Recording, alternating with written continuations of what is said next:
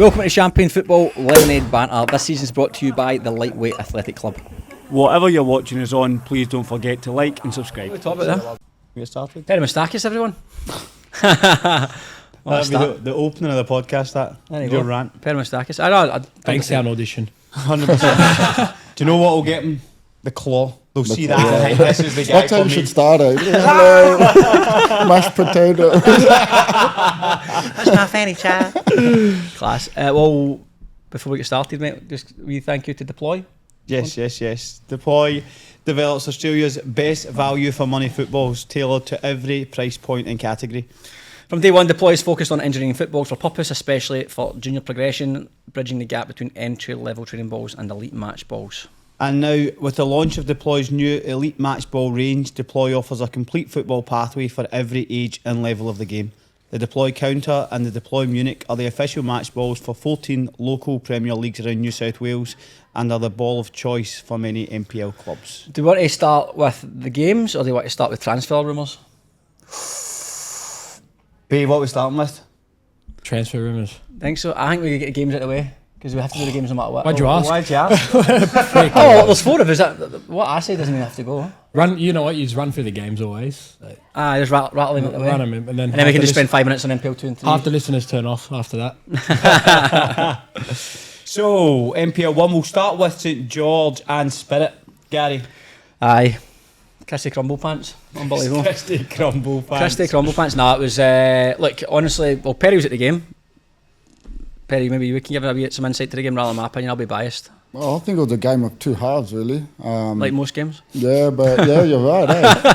It's real that. No, but it was crazy because I thought you guys did really well in the first half. I thought you controlled everything, you know, the way you played, the way you pressed. Chances, you just kept opening them up. And credit to St George, they came out, they took a risk in the second half, played a bit higher, they had an extra man up front. I think something was missing, like a little bit of concentration there, and then, you know, you got to have a bit of luck, a penalty, corner, free kick, I think it was as well. So, but if you told me at half time you guys would have lost that game, no chance, but credit to St George. And I like the way you guys played, though. It's real good structure. No surprise that you guys are there where you are. Yeah, I agree. First half is probably up there with the best we've played all season. It was like all one touch, counter press. It's a small pitch, like we all know, Penshurst is small. I was saying on the stats, it was like 40 minutes game time. Pretty much the ball was always out, stoppages, etc. So it's a battle, man. It's just a constant battle, constant transitional game. Like the ball's very rarely, like you can't really string a lot of passes together there, but we were really good, especially in the final third. Same thing, mate. Half time, I thought. But tricky because it was so comfortable and it could have been 5 or 6 at half time, or maybe 4 or 5 by half time, and you're thinking, right, the next goal's crucial here. And I'd even just seen it out and it got to the 75th minute without them. The only chance they had was Sparky shot from halfway line. That was wasn't far away. Wasn't far away, but that was the only chance they'd really created. It was basically from a mistake. It made a few chances still, so with 50 minutes to go, 2-0 up, not really looking threatening. Then the penalty happens, which was a penalty, and then switched off for the set piece. But even for a small field, like the first half, you guys, like, the way you numbered up as soon as you lost the ball, St George were trying to play direct, so you guys had a full press going on and you still had an extra man in the back, so whoever was getting that touch from St George, you guys were two men And we worked on that so all week, to be fair. That was like the whole training week. So I look at, as I'm saying, it was for us, it was like so disappointing. Losing the game was always disappointing, but it was so disappointing because we played so well in the first half. Had the game pretty much wrapped up. Everyone knows St George is a hard place to go sometimes with that pitch. But credit to St George, like you said, man. I thought that, so I'm not sure what the number 33 of St George, I thought he really turned it on the second half. Centre midfielder? Yeah. Lewis Curry. He scored the goal last goal. He's a good player. He's a good player. He's always dangerous from distance as well. And a bit unfortunate in the last goal as well, like just a bit of miscommunication from marking. But look, it was a slow one because if he'd won that, it would have been the way the results fell. Would have been 3 points off the top. But honestly, the lads have been like Spirit have been brilliant this year. But someone told us at the start of the season you'll be 6 points off the top in round 20 with a window coming up. I think we've got the third best attacking and defensive record in the league, and we're third in the league and potentially in a good spot for final. So I don't think we can grumble too much. And it was a bad 25 minutes of football. It's what shot us in the foot. See, we spoke about it off air. Like, see the penalty. I know it is a penalty by today's standards, but I think that it's so harsh because of how the defenders literally running to the byline to try and it's impossible to run without your arms. I know, it's just tricky, man. It's just like the precedent's been set in it. Like, there's been so many soft ones given and so much. I didn't grumble too much. I thought it hurt his hand. It's a fair way by the law and the way it is now, but it's a bit of a shambles because how do you go and try and defend that? It gives you you just need a sniff sometimes, especially at 2-0. You just have that wee sniff, you know, it's like even 89 minutes, 90 minutes, you get that goal to make it 2-1, you go, you start to panic, go, fuck, how are we in this position? And there was that feeling, you know, when they scored that first goal, they start to believe, you start to go, oh fuck, and then there's just that feeling in the air that something's coming here, something's coming. But I mean, your reaction when it's 2-0 at 2-1, your first reaction is how long to go. So it's like, you know, it's in the back of your mind. I thought Kamada, when Kamada came on, he won half time, made a big difference. He was like, he just touched the lever. And when you start to make defenders defend more often, like, because sometimes you can arse around with the ball and not actually make defenders defend. It's not done enough. See that crossing the ball into the box? Like, people try and get to the byline. See if you put a cross in from 25 yards and it goes in that wee corridor between the back four and the goalkeeper. It's a nightmare, man. I think just as I said, making defenders work, because eventually you need to have a perfect game to defend that often. So eventually something's going to give. Maybe a second ball. You're in that good era playing percentages, but. Like I said, but that's what changed, right? Having that extra man up front for St George is what changed. So look, we were a bit. Half time was funny actually, because it was when at half time, I think the boys were all like delighted how they played. But sometimes it's a long half time. There's not a lot to say. So if you go into half time, it's like, lads, keep doing what you're doing, sort of thing. And the gaffer's message was pretty simple. It's just like, lads, you've got a choice here. You can either go out there and just try and defend this 2-0, or you can go out there and dominate, like, and be a team that's going to, like where you are in the league, show that he's going to smash them 4-5-0. And it was like 5 minutes passed and I was sort of sitting in the change room not to talk about. So then the skipper's like, let's get out in the pitch. Let's get in the pitch. But it was like, sometimes it's a bit of it was a weird first half, mate, because I said it was so one-sided. I think I was listening to the commentators and they had like the match of the round and they were saying the same thing, like, can't see St George getting back into this game. So, but fair play to St George. Which option did team choose? We chose the wrong one, but it sounds like things. I actually thought the first 20 minutes of that first half, mate, we actually had a few chances, but like counter attack, it was like 4v3 and just. Mate, the whole game spirit was summed up by not being clinical enough. And that's like one more goal in that first half. Done. The game's done. 100%. That's why I was a bit surprised with you guys saying how small the field really is, because in the first half it didn't look small. You guys were really playing, switching play, opening them. It was crazy. And then I guess being on the grandstand, seeing there's all that extra field there, makes it look a little bit bigger. They could use so much more. 100%. I don't know why. I just do not know why they didn't. But look, anyway, I'm happy they built that there. Like, that's where one of the fields we grew up. To see that the facilities they're building around, it's a good setup. Really it's a good nice, setup. Just wish it was just a wee bit bigger. But look, that's what it is. Points dropped, but it's only 3 points at the end of the day, and still 6 points off the top of Spirit. St George, good win for them. Keeps them probably out of that relegation discussion, which is massive for them. And we'll jump on to your game, Bay. St George, Marconi, 2-2. Yeah, fuck. It wasn't really pretty, man. Like, the pitch looked good though. Fucking Alki's carpet. We're training on it too. It is a goat's track. Like, it is hard, man. stinking. I was so happy to see Grassfield, Frank Arrock stand, everything. I was like, oh, this is brilliant. And then they started playing. It was the facilities are good. Like, easy. if you look back from last year, before I signed at St George, they had a video of their game against, I think, Olympic or Mariners, the opening of the stadium, and the pitch is carpet. And still, the boys talk about how good that field was. But then I rocked up in November this year, and it was piss poor. It got a little bit better, and then it's just gone to crap again. I think Troy was saying they've laid the wrong grass, and next year they've got a full-time groundskeeper to keep it going better. Well, but yeah, at the moment it's just dead. It's looks really hard to play on, and man. we're like a ball playing team. I look forward to playing this one, brilliant. It is really hard to play on that team, which probably suits Marconi, to be honest, because they were really direct. Like, no nonsense. They don't really give you a chance to capitalise on an error that they make at the back. They're pretty direct, and they've got good players. To be fair, the first, from my highlights, the first half looked like they missed some big chances. Them or us? Well, the highlights looked like they missed chances. They missed a one-on-one. Keep made a good save. Yeah. Second half, Hilton makes a great save. Point blank. Double save. The forced to Troy. So that was a good great save, save. man. And He's a great keeper. Some really Very good good saves. keeper. And then obviously we can't so Kenneth missed. That was like that was a sliding doors moment. I mean, they took that away. Game's done. But then you also see that, and then the Marconi had one cleared off the line as well. Jake True after the save from the keeper just after it. I know they have those chances, but like I think a draw was probably a fair result. You were at the game, Perry. Yeah, I was at the game. Well, Checker, you got it. He just knows how to win. Like it's not an easy place Apart to for the go to. weekend. Mate, he's always had it for so many years. Having like, Flea everywhere he's obviously gone. been for a while. Defensively, they always well set up They're defensively. sound, and they don't take a lot of risks. They put all the pressure on the opponent. If they can play, they play. If they can't, they go direct. They pick up those loose balls. I think it was brilliant to see. I was saying off air, like Captain America for them. He's unreal, man. Like he just the small details. It's not only that he scored 2 goals. Like he knew how to win a foul. Like taking the pressure off the players. Experience. Yeah, and like I was saying, in the 45th minute, he dropped back. He smelt there was danger, and he dropped a tackle to make sure like they stayed in the game.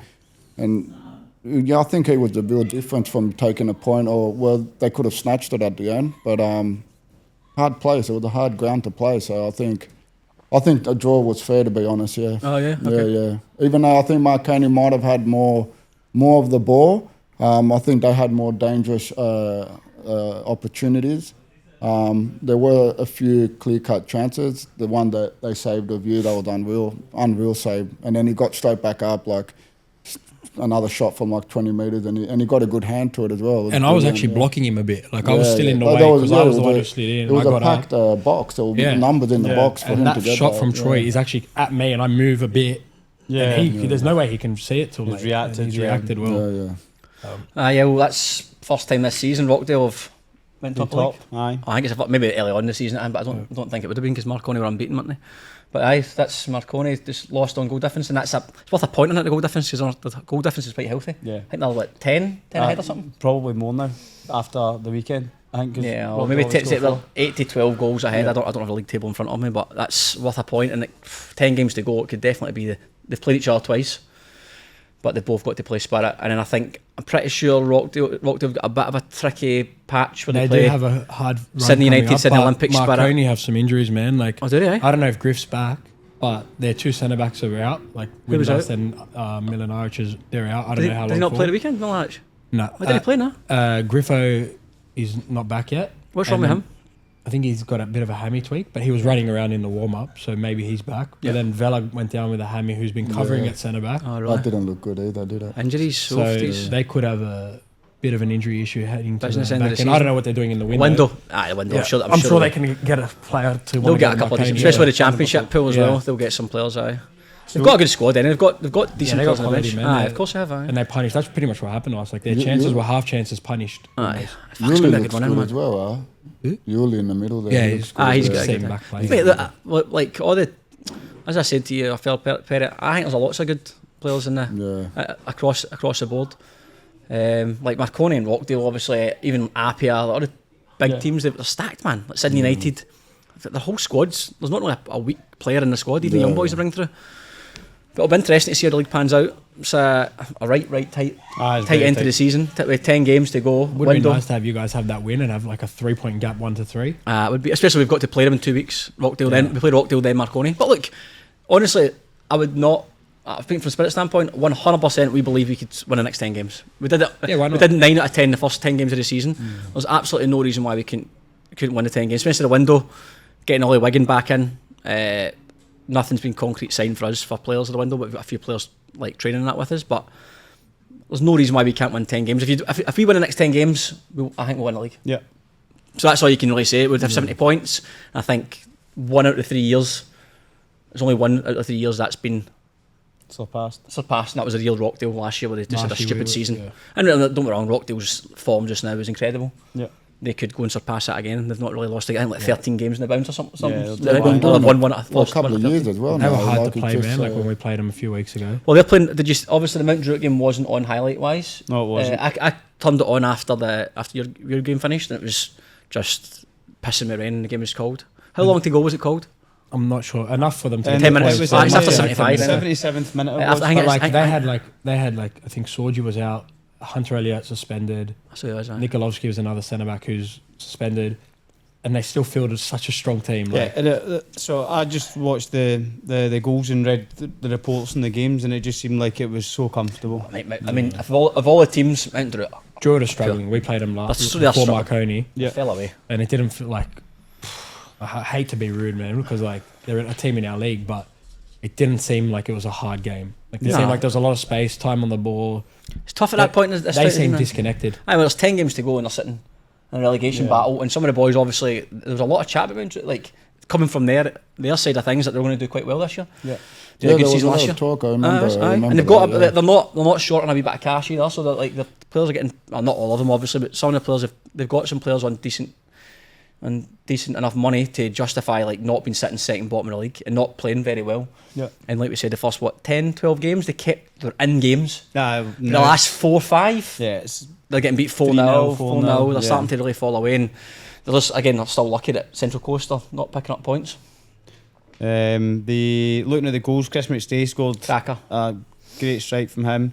Moody Najjar. You used to play with Chris Mistay, didn't you, at Sutherland? with. They used to play with Chris at Sutherland? Yeah. That's right, aye. Moody Najjar. Did you see the third goal? I didn't see I any. haven't I've seen seen the Chris's, that highlights. was all. So you know that way, as we've said it so often, when you're struggling, like there's times when you just like put your foot through the ball and try and get yourself in a decent shape. They're 2-0 down and they're trying to play out, and they pull pass into the middle of the pitch, one pass goal. And hence with Rockdale set up high. Aye, they were really Aye, aggressive ready with to their pounce. press. So as soon as you go, you've took out 5 players. You need to be pretty comfortable. And their spine, Rockdale's spine is full of experienced players. Yeah. They'll Aye. pick up on that straight away. Oh, aye. And that was it. So a hard day at the office for Mount Druitt. We'll touch on Western Sydney Wanderers and Sydney United. Sydney United won 3-0. But it could have been very different had Josip Olovic not saved the Wanderers penalty in the first half. That's right, so he did, aye. It was nothing each. Big moment for him. Carlos de Oliveira scored. Mason Wells again. Another good finish from him. He's flying, is it 9 goals or something? And some of them have been absolute screamers as well. And then Leroy Jennings with a top finish. Talk us through that, Ray. Was that his goal? I don't know. We put the highlights on. I thought he crossed it. But you guys all think So he you shot. wouldn't give that to Leroy, no? It's a good shot. Oh It was- man, he can confirm if he shot or crossed. I would claim it, obviously, but it looked like he crossed and then it deflected. No, I thought it was a shot. I thought it was, no, I'm not saying it was a shot. I just think it was still his goal. ball back in the mix. I'm not debating if it's a cross or shot. What I'm saying is I think the way the goal went, I would give it to him.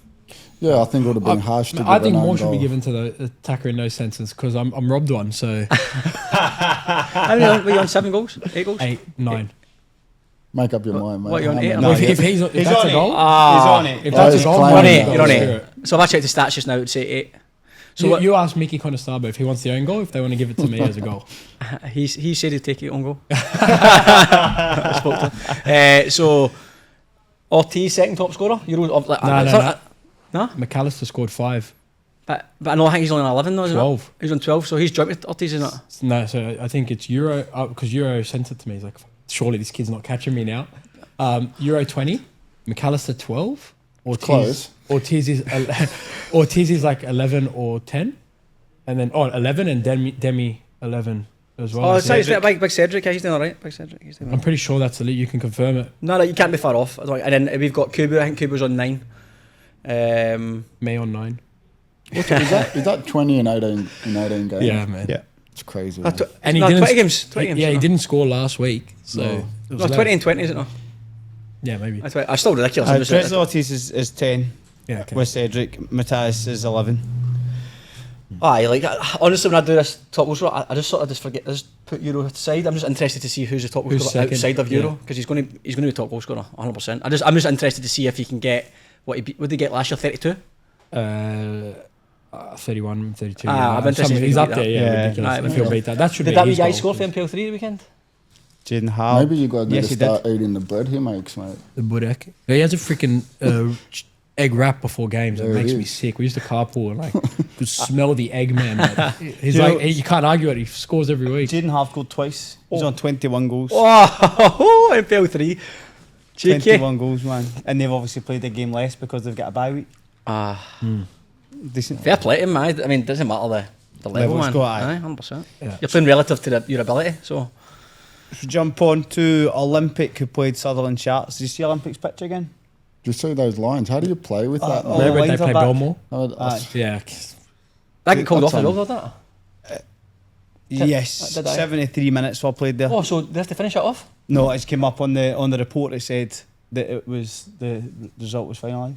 I thought it had to be 75 minutes. Don't know. That's what it said. It's on not the- 2-1. It was 2-1. It was 2-1, yeah. Fucking Oh, raging. Southern would be that's, raging, yeah. that's unfair. Yeah. That is aye. It's 20 plus added time. Oh, 20 minutes with added It time. must have been within the rules. Like, There's got to be some sort of. I'd be fuming at that. I would, maybe it's 70%. I don't know what the thing is, but I'm sure. So on the reports it says Football New South Wales has made decision to the game is It might just be a scheduling thing. They just can't make it up. possible. Who knows? I mean, maybe 70 minutes. Who the fuck knows? But I didn't see it because it wasn't no highlights. I didn't sit and watch the whole 73 minutes. So I don't know. Mackie Petratos opened the scoring. So again? 3 goals in his 2 games. 2 games since he's come back from injury. The Olympic defender slipped, which put him through 1-on-1. Wasn't he big man, was it? What? No, no. Fucking poor bit. And then Jack Armisen scored. He equalised for Olympic. Cedric's had a good strike. Nizic has saved it, and Armisen's followed up, put it in. And then Cedric scored the second goal for Olympic, put them 2-1 up. Their second goal was actually a really good goal. They went from back to front. I think there was 7 or 8 passes, but it was like rapid, and they put Cedric through. Crosses come into the box, and he's put it in. So good result for Olympic. Sharks obviously a bit closer than it has been the past few weeks, and with the window coming up, you can see them kind of pulling themselves away from any trouble at the bottom of the table. Yeah. Sometimes, I don't know, depends on how much the signings settle. Yeah, it's true. Because sometimes it can make a massive impact and sometimes they have no impact whatsoever. But I think that looking at the goals and the returns, Sutherland were struggling to score goals, and having Mackie Petratos coming back from injury. He's obviously made 3 goals and 2 goals. Yeah, but also the last couple of years, like they just make massive changes. Like the squad's changing every year. They're not keeping a big chunk of their team. They've tried to change their name to Sutherland Seahorses next year. Do you know that? The what? Sutherland Seahorses. No, they tried to rebrand this year, didn't they? Yeah. They did rebrand to just be called, was it just Sharks FC? Sharks FC. Oh, and that's then they right, canned yeah. it like Community a didn't week like it. before the season Yeah. started or something like I that. remember that. Yeah. But I think looking at what they've done at Seymour Shaw, it must be Oh, a it's point class. of where they're trying to build now. Oh, They're trying yeah. to settle Yeah, they everything do. down. And Mate, I Kinda absolutely, empty-player. I loved my time at Southern. I mean, they're strong, them, aren't they? So did Yeah. I, man. I agree. I really It enjoyed was one of my best years, and it was a shame. Like after a couple of years, that it fell apart. To be honest, and they've been struggling the last couple of years, but they'll find their way. You know, on a junior level as well, it was massive for so many years. So many players were coming out from there. So And I bet they were, when I first got here, you were there. And I remember you had a good side, do you know what I mean? mate, honestly, one of the most enjoyable years I've ever had. It was perfect. Did you play together there? Yeah, we played together. Yeah, so we they- played. I taught him. Fuck up. I was like, watch what I do, don't do it. don't do it. So Central Coast Mariners, Wolves. they lost 2-0 at home to Wollongong Wolves. See the goals there? Seen the goals there. Yes, Goalie. sir. Joe Wade and goal stitched himself up a wee bit. It's hard. Like we talk about it all the time. The way the academies are intent on playing, they're always going to play out.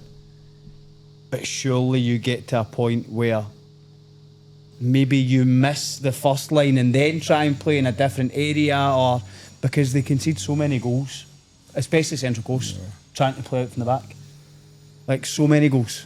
Well, the thing is, they had the warning. They got away with one because I don't know if it was a bad pass for Joe or it was miscommunication, but it got nicked. I think Olsen nicked it off him, and he actually missed. He makes a good save. Good save. Then they do it again. And then the ball score. get caught out, playing out from the back. Like the ball gets stuck under his feet. He tries to play the pass. That's the first goal. Second goal, the keeper passes the ball to the other team and score again. Are they following a philosophy, or like does it come to a point where just winning games matters only now? Like, No, it's got, man, it you're should bottom of the matter league. for them now. You're bottom of the league, man. They got to get They away. die on their sword. Yeah. But I don't know. It's risky, man. I think it's fine if you're doing all right, but if you're bottom of the league and you're just trying to survive, Yeah, there needs to be a point where alternative.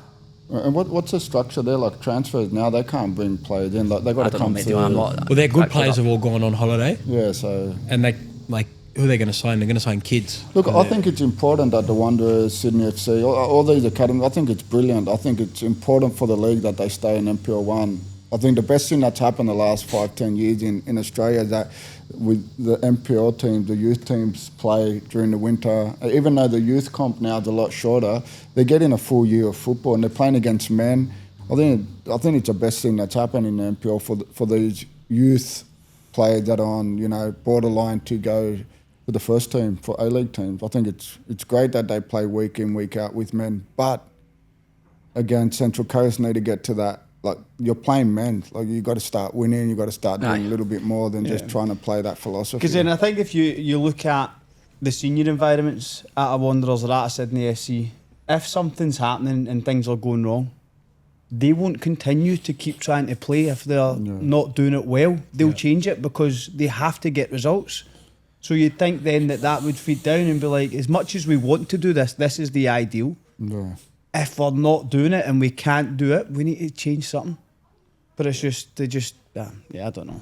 Yeah, I actually can speak on experience from this, and it was you bastards did it to us. You bastards. When we were at when I was at Sydney FC, our youth team was stacked, right? Like obviously Max Burgess, Charles Lokalingo, we had a great squad. But we were Rob Stanton's team, and we were there for 2-3 years together. But we had the same rotations. We played Sutho in the MPL, either MPL 1 or the preseason of the MPL 1. And Perry, Feegs, all these guys had played under Rob Stanton. And Perry was well aware of our rotations. And they sort of let us do it, sat deep on us, and then one long ball and we were done. And I think the score was like 3-1 in no time, we were down. And we did not change how we were playing. We just kept trying to do the same, because we didn't know anything else. We're just kids. And we lost 5-2. Aye. And it was just a matter of like, we actually had nothing else that we could do because we are so structured in what we were doing in the academy that's all we knew. And I reckon it's pretty similar for teams like the Mariners. Yeah. They know their way and then that's it. But that's the way of football now. It's really structured. Yeah. Like I mean, you hear the term rest defense so often now. Like, it's a lot of teams are trying to play in a certain way where the most dangerous time for defenders now is when you have the ball. Yeah. So because teams, they defend so well and they run so much, and they're also triggered in a way that once they win the ball, how they counter attack, that your rest defense needs to be really, really alert and worked. And I think that's where you guys got Marconi a few times. When they won the ball, they really the patterns and really direct. And really direct. And I think that caught Marconi out a few times. I think you guys got away 2-3 times that way. So it's not easy, man. When you're keeping the ball, like the more passes you get, the more players bomb forward. Yeah, so you got to be ready. What are you laughing?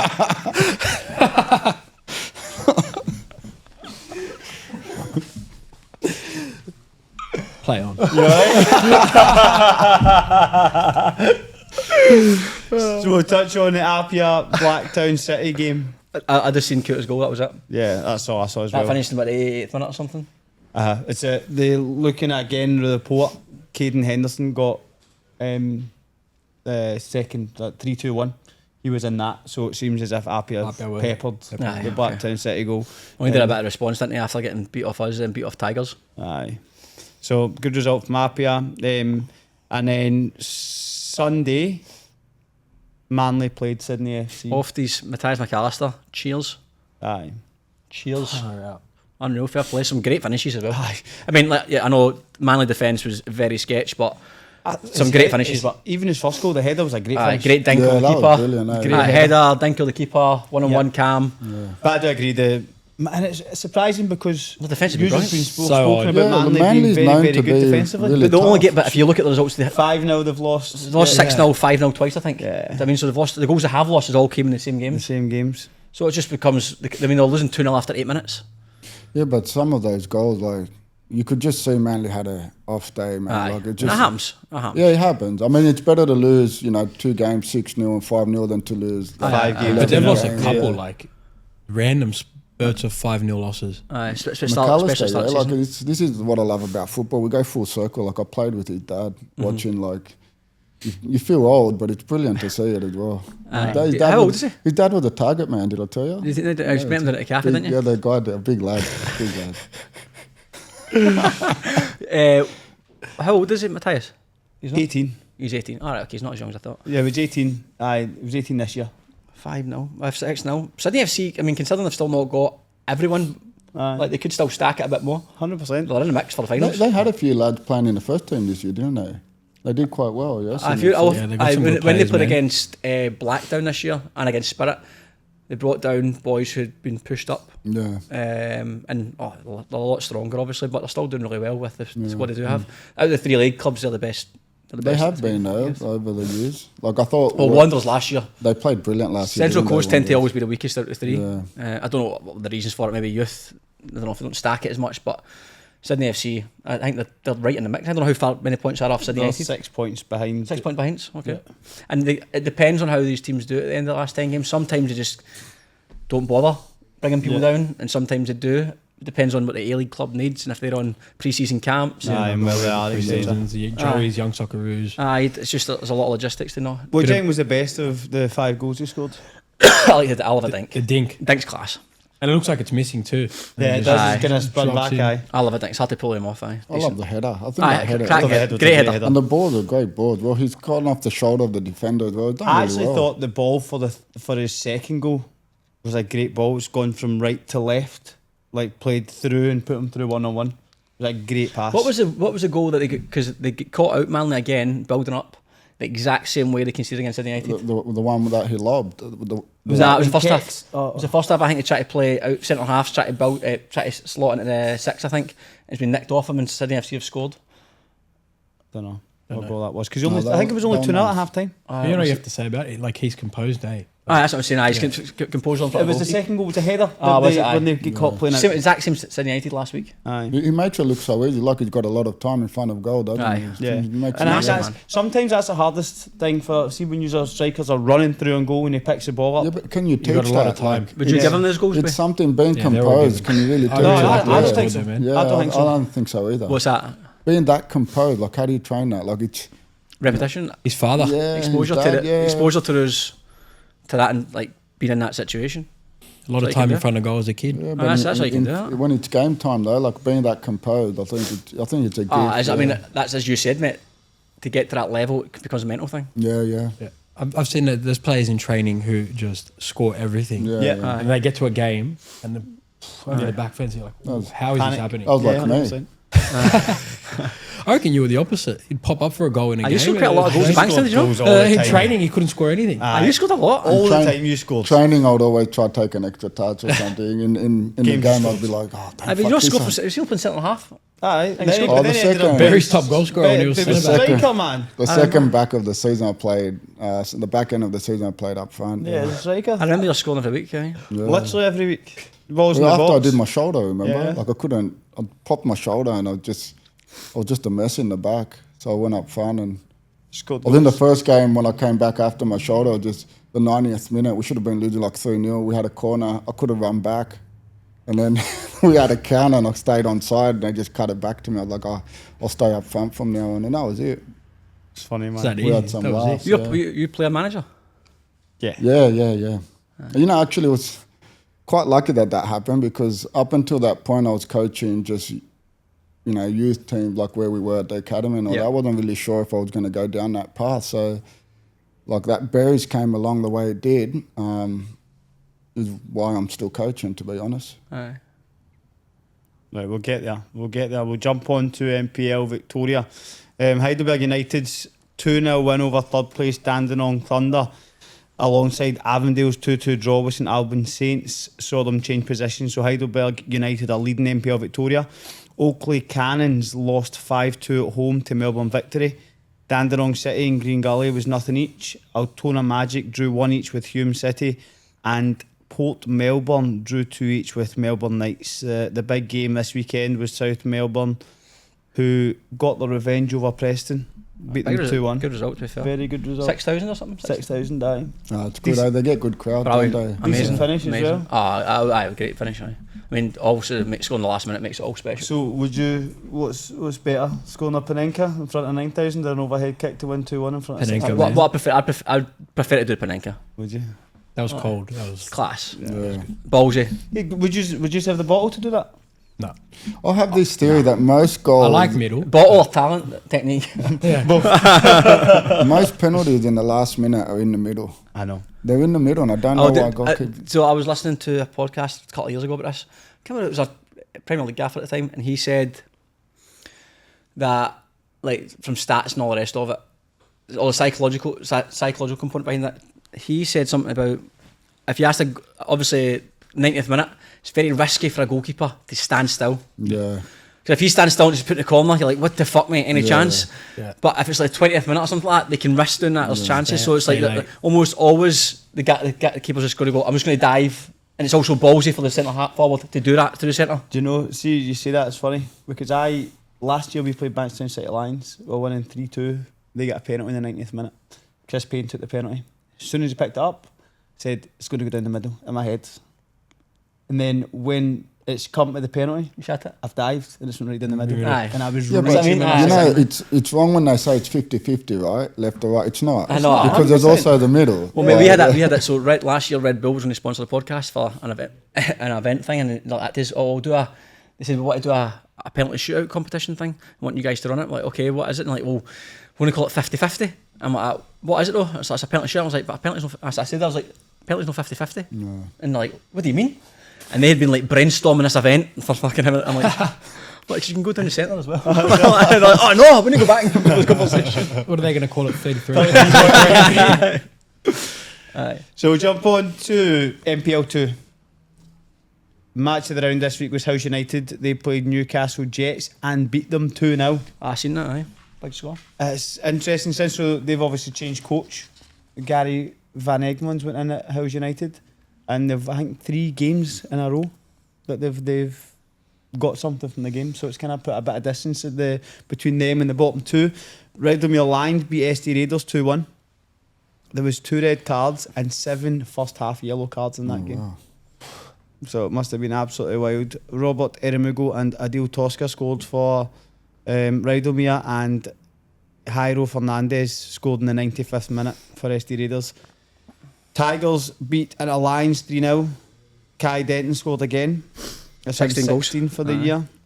Dully, another good result for them. They beat Bankstown City Lions 2-1. Mark Eunice and Daniel Paduani scored for them. And congratulations to Daniel Fornito on the birth of his daughter, Zara. All the best, my man. Bulls. You beat- coached him as well, didn't you? Yeah, yeah. Funny. I loved it. He's a legend, Oh, man. lad, brilliant, he's a man. lad. He's a great guy. Bulls beat MacArthur Rams 2-1. Rams went 1-0 up in the first half, and Zane Helway and Samuel Bosniak scored for Bulls. Blacktown Spartans beat Bonnyrigg 2-0. Bonnyrigg are in trouble, I think. Oh, I don't know. I've heard some transfer rumours. Transfer rumours. That's a big transfer rumours. Who would ever thought Bonnyrigg would be where they are, man? Troy Honestly, Damascus. for so many years. What was that?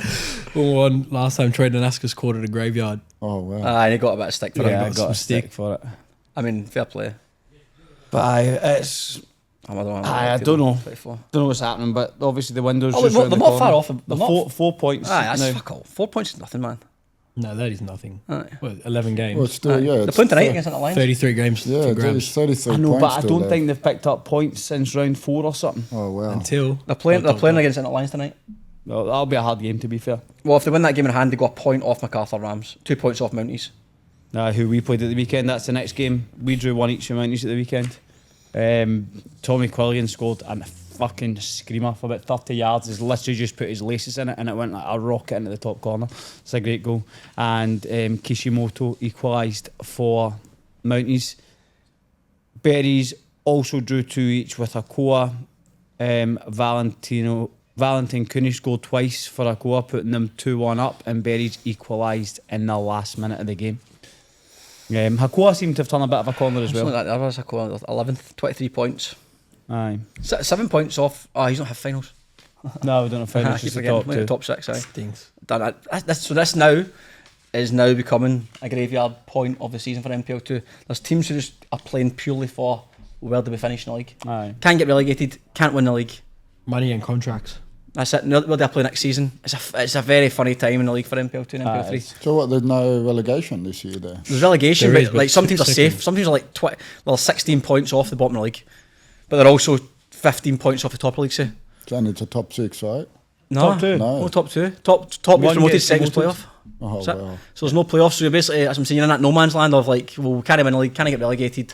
Do we finish 9th or do we finish 13th? So you're president of a club right now, and transfer window opened, you drop your budget. Yeah. Well, that's what happened. A lot of boys will try and 7 games to go. Well, he's on the best money. Play some young boys. Like, I'm not going to keep him next year anyway. Yeah. So a quick Not good, Don't shout. put these things into the MPL. But it's how it works. That's how it works, man. Like, It's a business, mate. Yeah. Most of them very poorly ran business, but it's a business. So a quick shout out to our major sponsor, Insurers Pty Limited, your trusted partner in all general insurance, experts in construction and home warranty insurance distribution through iCare. They're the go-to team for builders and homeowners needing reliable professional cover.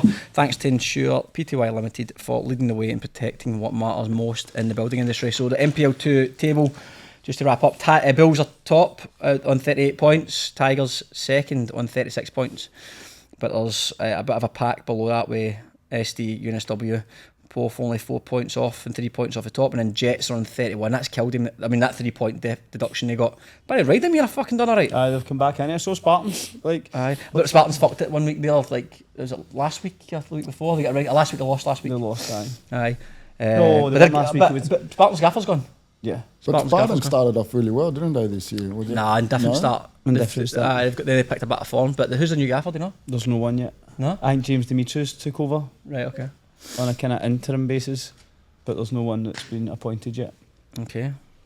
Also, we'll talk about that when we go to transfers. He's got another transfer. NPL 3, Gladesville Ride Magic Only lost Gladesville. 3-0 at home to Granville Rage. Parramatta drew 1 each with Central Coast United. They dropped points again. Central Coast United equalised in the 85th minute there. Hawkesbury beat Inner West Hawks 4-0. Vincent D'Amelio bagged a Still, brace. Oh, man. Hurstville Zagreb beat Camden Tigers 3-1. Big man score? Nah. No. Andre Guzman scored twice and Mickey Neal scored their third. Prospectual United Perspectual. beat Dunbar Rovers 2-0. South Coast Flame beating a P in 4-1. As we said earlier, Jaden Harb scored twice. And Fraser Park beat Sydney Uni 2-1. Fraser Park also get Francis McAlpine sent off. So that's Zagreb 11 points clear still. Did they play 30 games? No. Nah, Not 28. 28. So 10 games to go, 11 points clear. Yeah, they've won it, haven't they? I can't see them not winning. 11 it, game, you Who's can't. first? 11 Hurstville points. Zagreb. Hurstville 11 Zagreb. points, you Alright. can't see an 11 That's points. like 11 winning out points, and wow. losing out. Like, Yeah. Aye. a big turnaround. And then South Coast and Hawkesbury and Prospect and probably Parramatta. I don't know, that second place is still up for grabs, but South Coast, Hawkesbury and Prospect, there's 3 points between them. Oh wow. And Parramatta's not out of it yet. And that's the same there, right? The top two. Exact same Top as two, They do a yeah. playoff? but no relegation. Yeah, Who's so the playoff, the aye? playoff, the There was, set, I don't remember one last year. yeah, Mounties and Nepean last year. No, it was Mountains. No, it wasn't Mountains. It was Mounties and Nepean. We went to the game. Was it Nepean? Oh, so it was. that I game no, that you no. guys said you fell asleep in. It was, It was aye. rubbish. It was Yeah. at Cook Park and it was bloody. Yeah, I remember that. That was a bad game. I was buzzing. I was like, brilliant playoffs and with some game. It was both teams are pure tentative. Aye, It they're was like no one wanted to win, Aye. and they went to penalties. didn't it? second game. Second game went to penalties, but then go to the Terrible. second game. No, no The chance. first game was that good, we couldn't go back. Aye, can you take the excitement? All right, mate. Was that the NPL? Do you want to That's get the transfer NPL rumours? Oh, let's go transfer Let me rules. just double check Instagram because I've got some. Instagram, you guys have been going off, huh? I've had some daft ones, obviously. Somebody says Chaz is going back to Sydney United for the World Cup final. But I had some bullshit ones, obviously. Some St George Saint rumours, but Bay's sitting right here who's rubbished them straight away. Perry Moustakas to St George, obviously you've said no. Perry to Sutherland. Yeah. Aye. No, I've got. So what have we had? Like, so Jason Kakovsky to Bankstown City Lions. That I can confirm. Yep, confirmed. From where? Rockdale. The young boy that wasn't playing. So Jason Kakovsky to there. I've got somebody typing right now who said they've got good ones, but they're just rumours at the moment. And then we've got the big ones that we've actually. We need to be careful on what we say and what we don't say. So with the ones we do know, feel free to jump in at any point, lads. Tarek Meyer, Sydney United to Sutherland Sharks. Yanni Nikolai, Bills to Sutherland. And lads, anyone listening, these are Rumours. potentially very strong rumours. Taken from Instagram. Potentially confirmed. Some are confirmed, we know they're confirmed, but we aren't allowed to say they're confirmed. We'll let them pick what ones they think are Aye, confirmed. and some are just potentially just nonsense. So Yanni Nikolai, MacArthur Bills to Sutherland. We're here in Sutherland have also signed a winger from Melbourne Knights. Matthew German from Bills to Sydney Olympic. DePizio Twice. Yeah. Limpity St George. Oh, am I allowed to say these other ones? Jasper Weber from Blacktown, yeah. The other one, no. I don't know about the Okay, I'll leave that one. He hasn't rocked up yet. Yeah, Yeah. Get it, good banter. That's a wee hint for you. I can't mention that, but I can mention a bit. I'll mention that in a second. We've got Joseph White from Mount Druitt to UNSW. Is Pedrinho confirmed? Yeah, he's left. Pedrinho has left. He's back to Kazakhstan for his Borat, that's Borat celebration. He's away to Indonesia. Yeah, he said on the field he's going to Indonesia. Oh, he just told you that? He just told me we were standing on the half. Fuck this, I'm off. And I go, whoo, you guys are struggling. Is last game. Last game. Indonesia. There we go. So somebody said to me, a mate of mine who used to play for Celtic, plays in Melbourne for Melbourne Knights, is signing for Sutherland. Yeah, that's the one.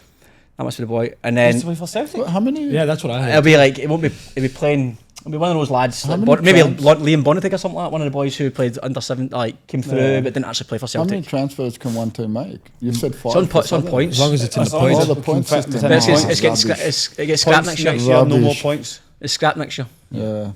And then another one's just Tarek. Tarek Maher has been sent fucking 9 Aye. times. So when you obviously with the managerial role we're talking about for next year, you won't have to worry about the point system. Yeah. Yeah. That one We've can't heard be a few discussed either, rumours that about manager one role. too, yeah. Okay, what else we got? So a couple of big ones. We've heard a strong rumour that Nathan Roberts could be on his way out St George. Can I mention this one? Aye.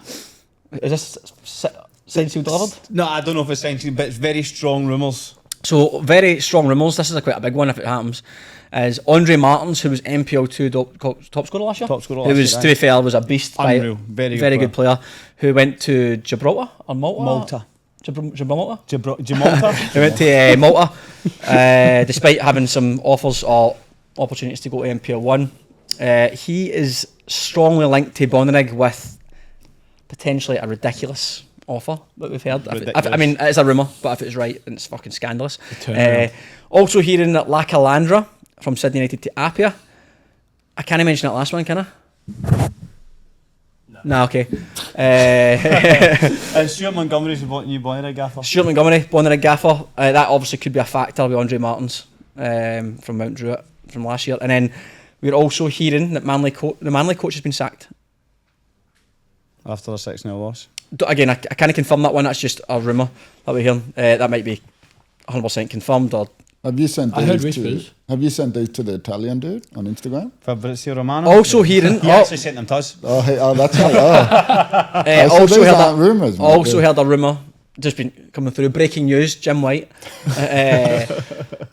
Nicholas Olsen to Sutherland. Oh, back home.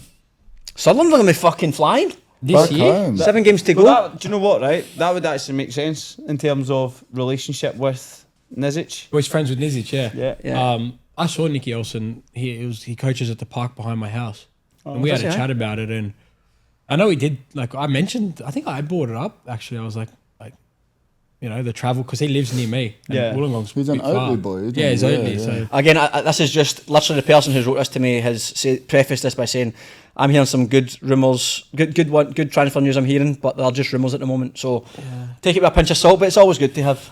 I I did to ask talk him, and he about. didn't confirm that. I thought he said he was but it's sticking far around. though. but- Like yeah. it's It is far. Like, Yeah. you What could, about I could Rockdale? understand if he Rockdale, did it. like Wembley, you've obviously got some mates there. Anything confirmed, or even in the mix that you can mention? I know they're looking for a centre back. Yeah, okay. Just stop playing. Anyone else? No, like I've not heard anything from Marconi. I know Marconi are looking for a centre back. Yep. yeah, Apia. they're Anything from struggling to Apia? do No, that's the one I'm surprised I haven't heard anything. Well, the from. championship teams I've not heard. I've not heard anything Well, that's from the thing. Wolves. That's why I Olympic. asked the boys at Rockdale. I'm like, you know, like championship, you boys looking to bring anyone in, but they don't even know who's going to play the championship. Yeah, true. Because we're hearing some rumours of big moves there as well. For that Yeah, year. but how would that work for them? So, can they do transfers at the end of the year for the? Again, what I've heard is there's going to be another window for the championship teams. Yeah. Yeah. yeah, there has to be. Aye. I think the one up in the air at the moment, the one player up in the air, don't know what he's doing at the Wanderers or not, is JT. Oh yeah. Oh, that's Yeah. right. Yep. So if he ends up, so it's a big signing for. Well, Marconi, his Marconi. first choice would You'd be think Marconi. Marconi. But where does he play? But I heard Cementi to Sutho as well Oh really? Fucking hell. from Marconi. But surely, I mean, Sutherland must be releasing a few players here. well, you got to. Yeah, you've got I'd to. have to, yeah, But but they might release some of the boys who haven't been playing due to Injured. injuries. Injured as Aye. well, Always yeah. injured for the but season. maybe the reason we don't hear from Marconi and that, I mean, like, that's another budget, yeah, end of the year. Yeah, that would Well, another the fucking- budget, The budgets so- are going to be big for the Yeah, championship. so like, do you go all out now, or what's more important? I mean, I'm pretty sure they'll get big crowds at the back end of the year. So, I think it will be as well. I think it'll be decent crowd just for it's a small tournament. Aye. yeah. I'll definitely go as That's many games the as I thing, can. I would. There's something that I would be like, I want to go and see. some I'm of these definitely going to go as Yeah, many yeah. games as I can. 100%. It'll be I'm in class. Europe, but I'll definitely tune in for a couple Yeah, of like, the first few. I'll be tuning in as well, 100%. Who you going? To be Class honest, is I'd quite like, exciting, man. Italy. yeah. Must be We've the waited missus. a long Yeah, time France, for it, yeah. England, Cyprus. Nice, mate. Go kick it with Perry a bit in Cyprus. Oh, class. I'll show Where you going in around. Italy? Oh, she's gonna kill me if she's listening. How- I how- have no idea. How long is the trip? 8 weeks. Oh, fucking magic. Yeah, I said that too, as soon as you told me. St. George are giving you good coin. 8 weeks. Di Lorenzo tiles. That's the other salary. 8 Nah, weeks yeah. is a We're very Saving good me. trip. saving That'd our be ass nice. off for it. Do Ah, one good, big mate. trip. That's Try, yeah, good Yeah, times. try yeah. get over to like the pyramids and stuff in Egypt. Oh wow, Watch some games in London. Try get to the San Siro in Italy. nice, mate. Bit of me mixing in with sitting by the beach all day for her. What about in England? Going to try and get to any games? Yeah, I'm a Chelsea fan, so Stamford Bridge if I can. The fixtures actually come out today, so if I can. Can we see if we can get tickets? Yeah. We may be able to get you tickets. Really? We will help you. Yeah. Real. I will. I'll take you to watch Buffos and Buffos Yeah, just don't worry. telling me about like one of the Cyprus teams has a 30 million budget this year, Who's that? and they're playing Buffos unbelievable. FC, mate, They called? unreal. Buffos FC. Oh, Bathurst, okay. There's rumours saying that they want to get into the Champions League this year, and they're gonna lift their budget another 10 mil, 40 mil. Like Wow. there's a lot of rumours for transfers, ridiculous. Nicholas Olsen to Bathurst. Yeah, so they're looking for a striker. So honestly, it's just been crazy. Like it's the names we've been hearing a bit on, give us- embarrassing who? to even like mention them. But if they're honestly going for these kind of players, Who? it's unreal. Also, there's a rumor going around that they're actually trying to buy. Mate, honestly, I don't want to say it because it's ridiculous, but it's really strong. Like they. Lewandowski, man. Oh, really? Yeah, like they're willing to buy him from Barcelona, so Surely they really not. want to go for a run in the Champions League. I mean, Tell he's you what, 40 years life- old. But lifestyle in I know, Buffalo's- I He's know. a 40, is he? He's not. He's up there, man. Nah, he's not. He's a bit. Don't say 32 or something, man. Don't say. Okay, just He's 36. 36, yeah. So I think it's too early. I but- was thinking like 35, 36. yeah. No, but it's like it's ridiculous. Like they're gonna. I throw, can't see that, mate. Yeah, I can't either. But they're looking at spending a lot of money. Oh, they're obviously, if you aim high and you Mate. miss below that, you're still going to get a good striker. 28 million player budget, man. What Euro. is like the next tier down from that in that So league? it would be this moment. It would be Buffos and Ardis. They would be like Buffos would be the highest budget. Ardis would be close to it. Apollon will be up there as well. I've always thought Apollon was one of the bigger. They're one They of the were bigger for, teams. for ages dominated. They were still- green and white, it's- is that it's right? still- Apollon. Nah, Sorry? yellow and blue. They were Who's the one Neil yellow. Lennon was at? What colour? Who's the one that Neil Lennon went to? The gaffer Neil Lennon. He was at Oh, Apollon. Monia. Oh, was it? Oh, yeah. They're also a big team too. So like the biggest club, like history-wise, you would probably have to say it's Apollon and Ammonia. They've won the most championships and all that. Like Buffos and Ardis only recently they've got new ownership, but they're doing brilliant things. Like the facilities they're building and the work that they're doing. Like it's like they've thrown so much money into it, but it's just been small steps all the way. So up until like 3 years ago, Buffos hadn't even been in the playoffs, the top six. Then they scraped in. Then they got close to the championship. Then they won the cup, and then last year they won the league and lost the cup final. But like they had a really good run in the conference league, and the last 10 years they've been having a lot of teams in even Champions League. What's the facilities like at that level? Like class? Mate, if you go see Buffos facilities and Ardis, and even like Apollon and Ajax was good. where I'm at Apollon, it's unreal. Aye. It's unreal. Who did you play for this? I was in the first time around. I went to Ajax, Yeah, they got good. and they I good got facilities. that was what they were like Europa League qualifiers and that, and obviously the whole Sydney FC compensation didn't work out.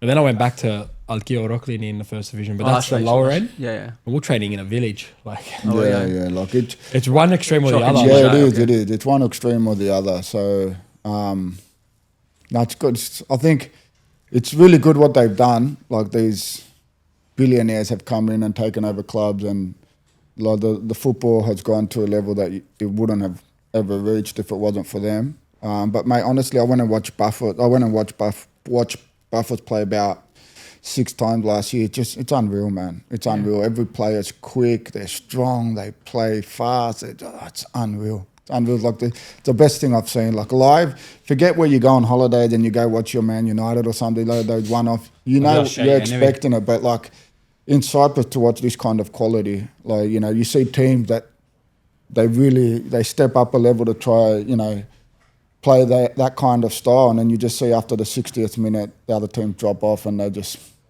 glide, and it's unreal. I'm looking forward to seeing what they're going to do. I think it's really good for Cyprus football. Good, mate. Good then. So, mate, if I was to ask you, one film you can watch, what film would it be? One film? Favourite film? Well, I know the film, but I forgot the name. Jesus. So it's a Cypriot thing. Are you pointing at me as if I can help you? Harry Potter. Penguins No. Asleep. I hate those. Penguins Asleep. Kind of movies. What's that? The one they're in jail. Shawshank. No. Blood Diamond. Green Mile. Fucking hell, prison movies here. You put me on the spot here. Sham. We did well. We wrapped it. Shawshank Redemption. Yeah. Sorry. Yeah. Oh, mate. Sorry, your accent, mate. Mate, when you two get together. Shawshank. Yeah, that one. Yeah, I would. And what would you eat while you're watching it? Oh, I might the movies. Whatever you want, mate. Whatever you want to be, mate. Just watch the movie. You're watching Buffos on the big screen. Mate, I'll eat a pizza, mate. You're watching a movie. Pizza, okay. Yeah. Okay. Have we asked you that? Yeah. Oh, yeah, 12 Strong it was. Yeah. Have you watched it yet? No, I've not watched It's it. on my watch list. I will watch it. Yeah, It's on Netflix, isn't it? pizza. Here's a song for you, a question for you. You need to sing a song in the karaoke, what would it be? Oh, I've got a couple. Oh, fucking What are you chat. best at? Like, I don't mind like country roads. Okay. To try get a sing along going, or like That's a cop out, but innit? Yeah, it's a bit of that. it is a Backstreet bit. Boys, yeah. Yeah, or like old time rock and roll. Yeah. Aye, okay. Yeah. What would yours be? I'd sing one where I know all the words. Happy birthday to You don't actually have to. It tells you on it. It's good. No, I can't read. What would you sing? No, it'd be probably a Beatles song. I love one? the Beatles. Probably, one of my favourites. I'd say Yesterday. Yesterday, aye. Have you seen that film? The guy who the whole world's memory gets wiped as a blackout and everyone forgets who the Beatles are, and this guy remembers. Have you seen that film? No. No, I don't think It's so. on Netflix. So basically, everyone forgets who the Beatles are, and he wakes up and he's like, mentions a Beatles song, and someone's like, never heard it, and he's a musician, so he just starts playing all the Beatles song. And everyone's like, this guy's unreal. It's good film. That's class. So Perry, Moustakas, Yes, sir. where did your footballing career start? Oh, wow.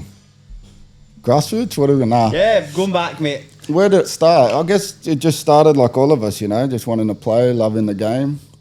I'd probably say it started really when I bumped into the legend himself, Frank Arrock, when I was at Sydney Olympic. I think up until that point we were just playing, you know, we had the dream, but I think meeting Frank Arrock and having the chance to be with him day in, day out for a couple of years really, like, mate, if it wasn't for him, I don't think I would have ever played the game.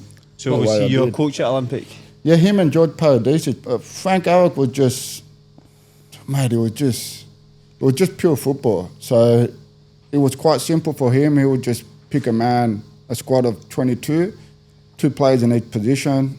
We would do something that he would like to call the football factory. So it was just about touches, 1,500 touches on the ball, rondos and 11v11s, you know, just every day, just him, simple instructions. He got the best out of you. And yeah, I think he, you know, I went from playing pretty much like for Rockdale, I was 15, 16 years old. And then with him about 12 months later, I was part-time with the first team of Sydney Olympic. But he's just one of those mentors that you had that even till now when I've stopped playing and there's times I can still hear his voice, you know, the little instructions that he gave you. So I met him when I was about 15, 16 at Sydney Olympic, and I think that's when I kind of went, I think I'm going to give this a shot. What position did you play at that point? Mate, when I first went there, I went as a centre back. Within 6 months, he put me in the midfield. But he got me playing away. I never thought I could play. But when I was looking at the first team, I don't know if you guys remember, like Troy Halpin, and at that time there were even like Brett Emerton, Jason Chalina. Like I'm not getting in that midfield, you know. So I went back to being a centre back. and that's how it went. And a couple of years there, and I was promised a gig in the first team, and that fell apart. And I think making it, I don't know what you guys want to call it, going to the level that I did, I think it was purely being stubborn, to be honest. A lot of people telling you you're not going to make it or getting cut from here and there. I think that's what really pushed me on. And I think as you get older, and now I'm being a coach, the mental side and the stubbornness of the game that you need to have, I think if you don't have it, it's really hard to go to that next step, because for every one of you, there's another 100,000 players trying to make that same spot. So you got to have something different to stay there, day in, day out, not playing, injury, playing well, not playing well. It's constant. It's constant. So, mate, it was so quick, eh? Just you start and finish before you even know it. Your career, you mean? Yeah, man. Aye. Everyone says that, don't they? Yeah. So you went from Olympic to where? I went to Olympic. Obviously, you were told you were going to get first grade minutes. It didn't really materialise. Yeah, so there was a coach that told me to go with him at Stanmore Super League. As soon as I went to Super League, before there used to be a summer comp and a winter comp. So once NSL used to finish, you could play in the winter comp, and I went with him there, and then he was going to take me to Olympic, and that didn't work out. To be honest, that was a bit of a blow, and then NSL finished, and there was a gap there for about 18, 24 months until the A-League started, and then I just went, you know what, I've come this far, I might as well go for a trial. I was pretty lucky, to be honest, because, no YouTube, no Y-Scout, it was just some weird guy knocking on someone's door saying, hey, I want a trial. You did 67 passes yesterday. What? Sorry? Yeah. No, just not literally went to Cyprus, knocked on someone's door, one of the bigger clubs there. They laughed in my face, to be honest. What did you say to them? I just said, I'm here for a trial, and he laughed. And, literally. And, I mean, they couldn't search you, could they? No. There was nothing to really look up. And he said, look, I'll give you one day. And then that one day ended up being, 11, 12 years over there. So, is that right? Yeah, man. So, I don't know if do you guys remember Gaspaya? You probably won't remember the name, but if I tell you about a celebration, you remember. Do you remember Newcastle United? Some guy scored the guy that was kicking the... Festino Spear? Yeah. Ah, unbelievable. Yeah. What a player. So he was there. Colombian? Sorry? The Colombian lad? Yeah. Aye, unbelievable. So he was there. He was the player coach at the time. Was he? Yeah. Gaspaya. Oh, God, Tamuri Gaspaya? Yeah, Tamuri Gaspaya. Ah, he kicked the one that kicked I thought he said a Spear. No. Gaspaya, he was class. Gaspaya, yeah. I broke his foot or something. You remember him, huh? Gaspaya, I used to be supporting Newcastle when I was young. Yeah. Celtic, they're my English team. Yeah. So he was there, a couple of training sessions with him, and, mate, to be honest, if I knew more about the history of that club, I probably would have stuck around, and I did well on those trials, but they were having some financial issues, as we know that happens in football. So I was just from that, I had a few other trials. It was quite crazy because I didn't know how quick the word could, travel. So from there, I went to another club, and the first training session, they're like, all right, guys, this is what we're going to do. Everyone get out except for Moustakas. I was like, all right, okay. So I sat there, and then 20 guys came around me like, sign this, sign that. Oh, really? Like, oh, wait, what's going on? And, mate, I was quite surprised with it all. And then from nowhere, or I had a couple of offers, I had nothing. I just sat back, enjoying my time on the beach, and my phone rang, and Apollon said, come down to town hall. They gave me a passport on the spot. Is Apollon one of the bigger clubs there? Yeah, they are one of the bigger clubs. They gave me a passport on the spot, and I didn't even know what was really happening. And 24 hours later, I was in Germany pre-season. So wow. It happened pretty quick, man. Pretty quick. So you just went from Stanmore straight to Apollon? Yeah, Stanmore to trials to sitting on the beach to being in Germany. That's a path that doesn't exist anymore. It doesn't. It won't happen. You can't go knock on someone's door anymore. So I think I was quite lucky. And when I talk about my career, I think I'm quite lucky as well that I played. When I started playing as a left back or right back, you weren't really marking the kind of wingers you mark now. They were more like David Beckham, get the ball, try whip it in, get the ball, try whip it in. So after you get 30, 40 games under your belt, and then the new generation wingers come in where they're trying to beat you down the line. I think that really helped me to set up to be more prepared, you know, more experience in the game. And so, like, you know, kind of happened in a way. I was lucky, but you got to make your own luck as well. So 100%. So how long did you end up spending at Apollon? Tell us about your kind of experiences there. Apollon was really weird. So when I first signed, I think it was just kind of, because they found out my family is an Apollon family, I think there were rumours that I was there. They just took a risk on me. Like, I literally signed for nothing. I had to pay my own apartment. Like, it was quite hard. I had to do my military service as well. Oh, did you? Yeah, man. I did How long for? 6 months. So it wasn't until Bert Stanger came. He used to be the Perth Glory coach here, where his assistant used to come, because I got banned from training from the first team as well. So once they changed the coach and I was in the army, I was no longer on that list. So I started playing for the reserves, and they saw me in the reserves. And from that, he said, look, I'm going to give you a chance. And he was there for 2.5 years. I think I played every game under him. The next year, we won the league undefeated. And I was there for about 4 or 5 years. So I think those first 4 or 5 years was kind of like, when I look back at it, even at the time, it was kind of surreal. It was like, wow, is this really happening? Like, I'm playing, or we won the league, or Champion League qualified, this and that. So it kind of, you didn't really realise. How'd you play against in the qualifiers? We lost to Cork City, man. Oh, did you? Yeah, so I think the hardest thing with that, because we weren't a team that was normally involved in qualifiers. So we went back early, but we did a whole pre-season. Like, we went back after 2 weeks off, and we did a full pre-season when you're playing in 2 weeks' time, and you play against a team that's in round 12 of their season. And to be honest, it wasn't that they were better than us, but they were just more ready. Yep. And I think we ended up losing on an away goal, so it was still during those times. So would you have qualified for the Champions League if you won that, or did you have an all-round? we had another round, Yeah, and we were going to play against Red Star, I think it was. So it wasn't easy, yeah. Great experience, but that would have been a brilliant experience. Yeah, it would have been, yeah. The experience of it all was crazy. I think it wasn't after Apollon and when I kind of realised, oh, fuck, we're doing all right, you know. So once I left there and you see the difference of the levels of the clubs, you kind of went, oh, wow, I shouldn't be here. And then that's when you start trying to catch up. I think once you leave from a big club, it's really hard to get back in. Again, being stubborn. I wanted to play more. Right, okay. So, you know, not really having someone next to me, like, really I should have stuck it out there and just, if it's possible to spend your whole career at a club like Apollon, it's what you do, you know.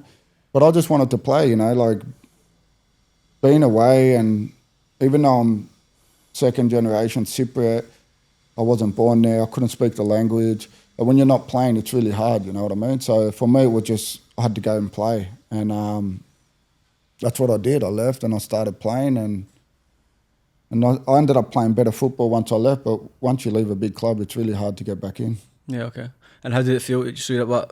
How do you say this last name? Kiniras? Apop? APOP? Kiniras? Kiniras. Above Kiniras when we won the cup, yeah? You went to him after Apollon? So I went there on loan. Oh, was that a loan deal? Yeah, okay. we won the cup there. But that was a difficult year, man. Difficult year. We weren't getting paid. Even though we won the cup, we went to Europa League. Does that happen often? Like, there's a lot of guests who've come on and says, like, they just didn't get paid.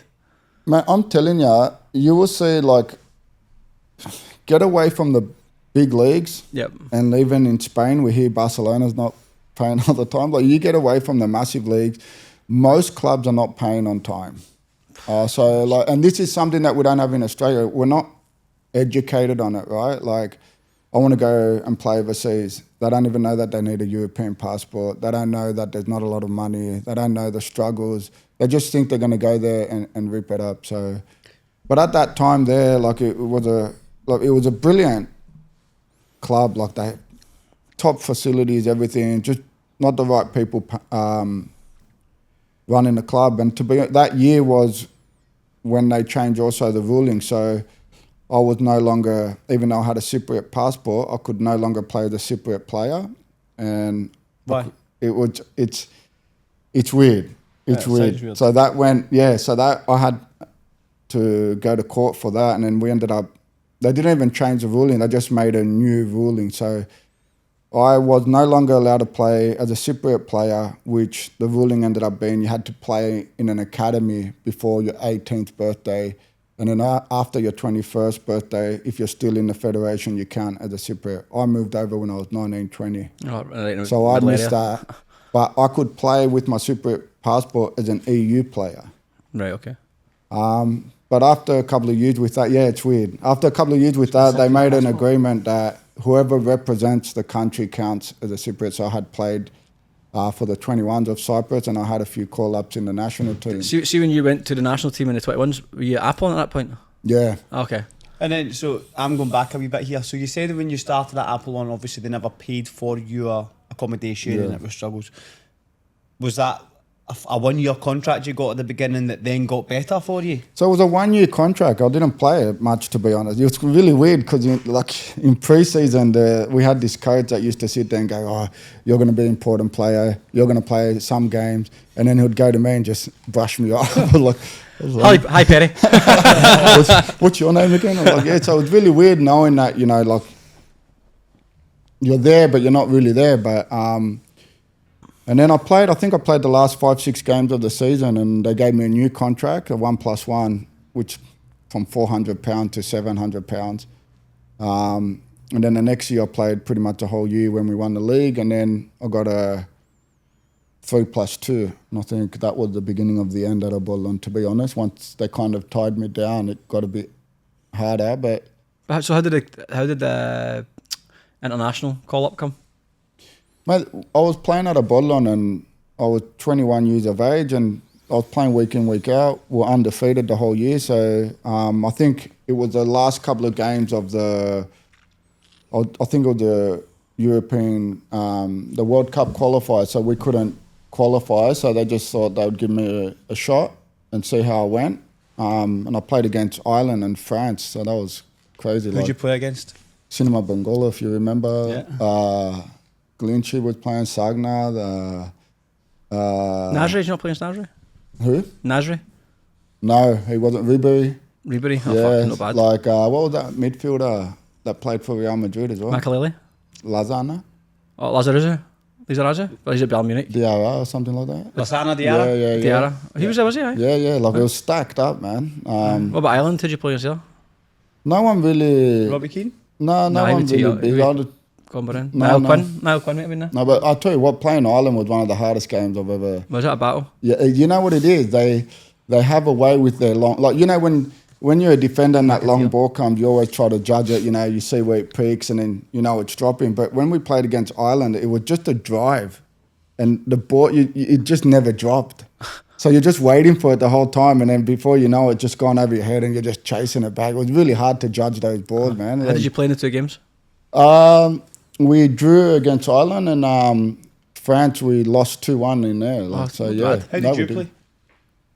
Man, I thought I did well. Yeah. I did well. Not bad, that.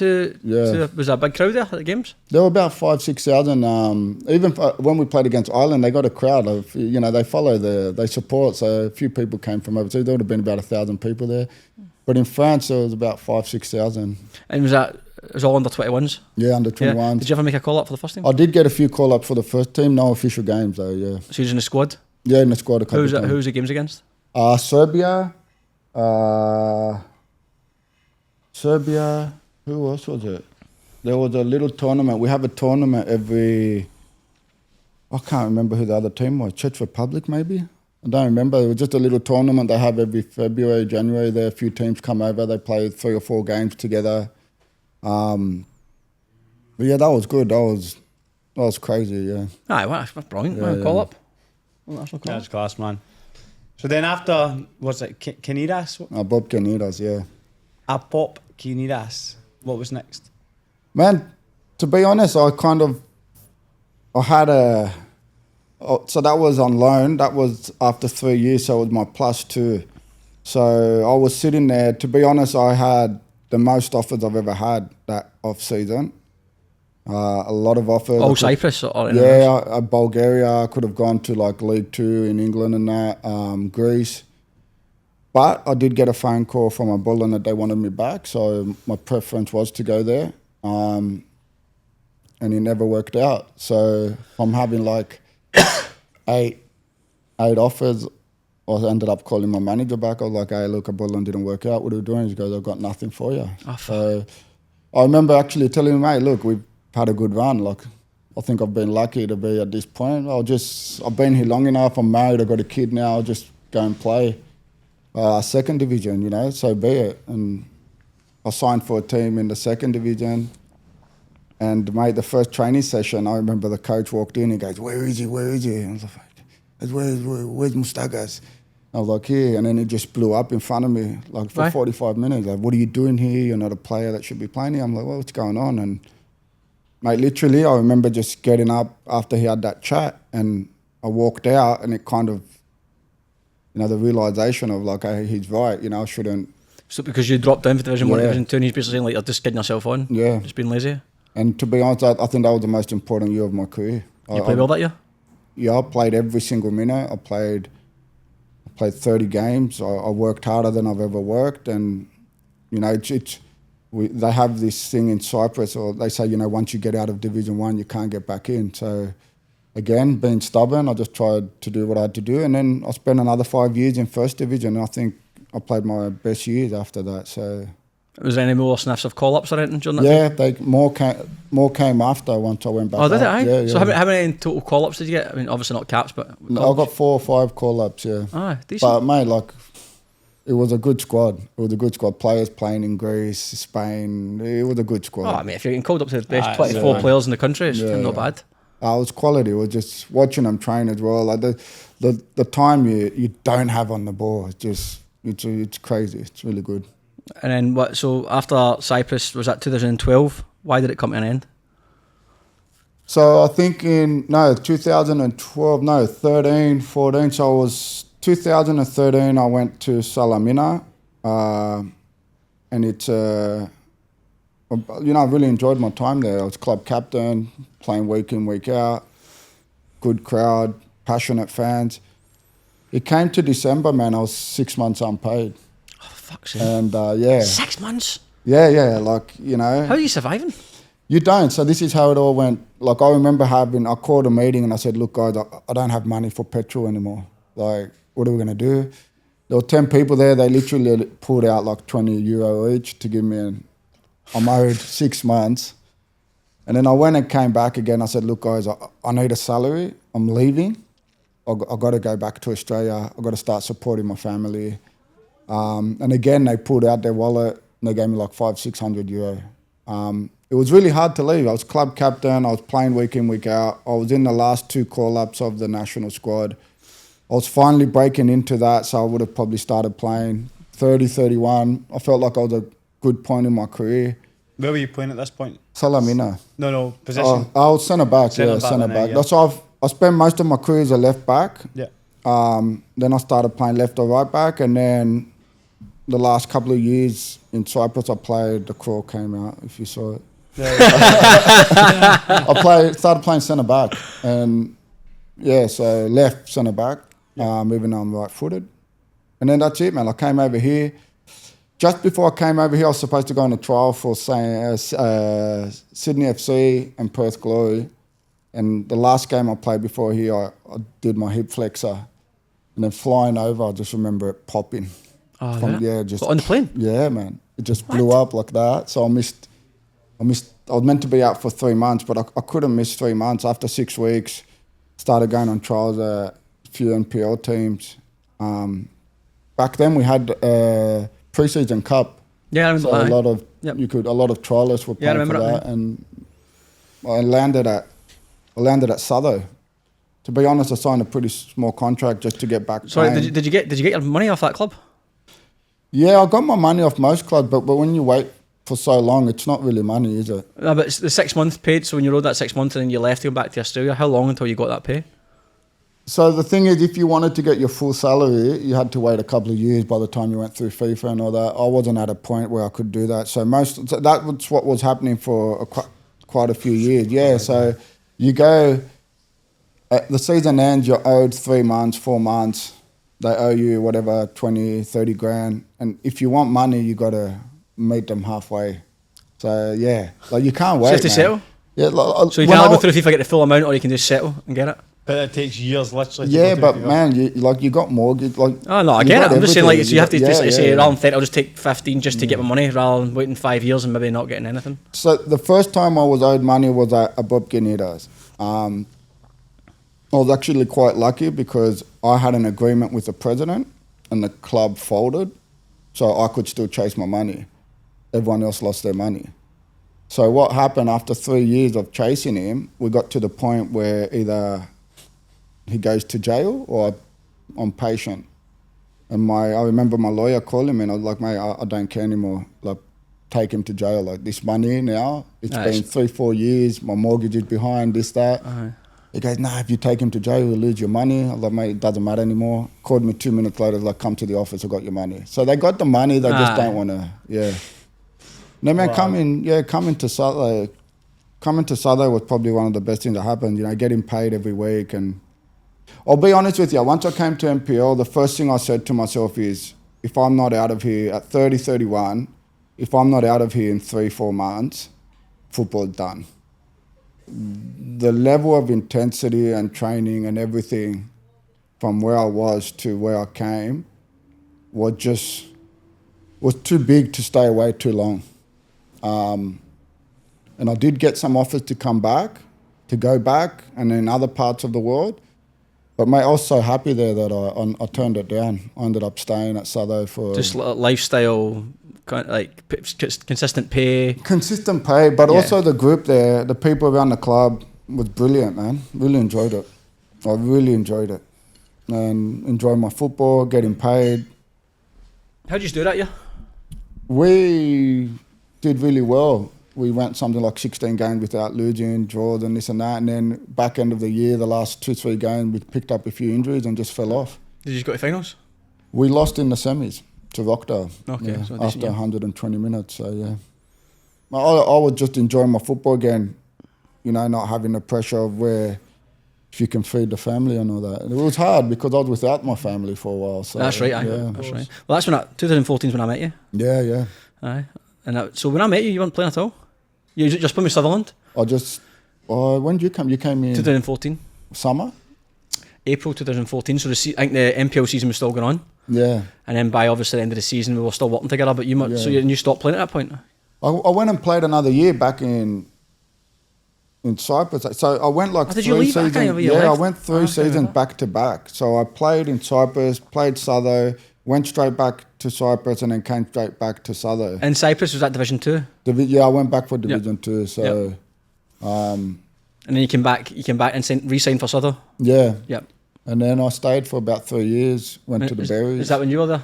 Yeah. The second time I came, you were there, right? Yeah. So I was there when you were there the first time, but I was just with a the kid. 20s. Yeah, you were still 16 or something. Yeah. And then by the time you came back, I was in the first team. Yeah. What was he like as a young player? Bay, he was quick. It was good to see, like, to be honest, there was a group there that was really good. It was Bay, Cammy Devon was there at that point. Was Cammy Devon there, right? Yeah. Was Hey, Charles Kiki. Okalingwe, Kiki. Decent. Kiki. What's his name? Numov. This kid, quality player. Where is he now?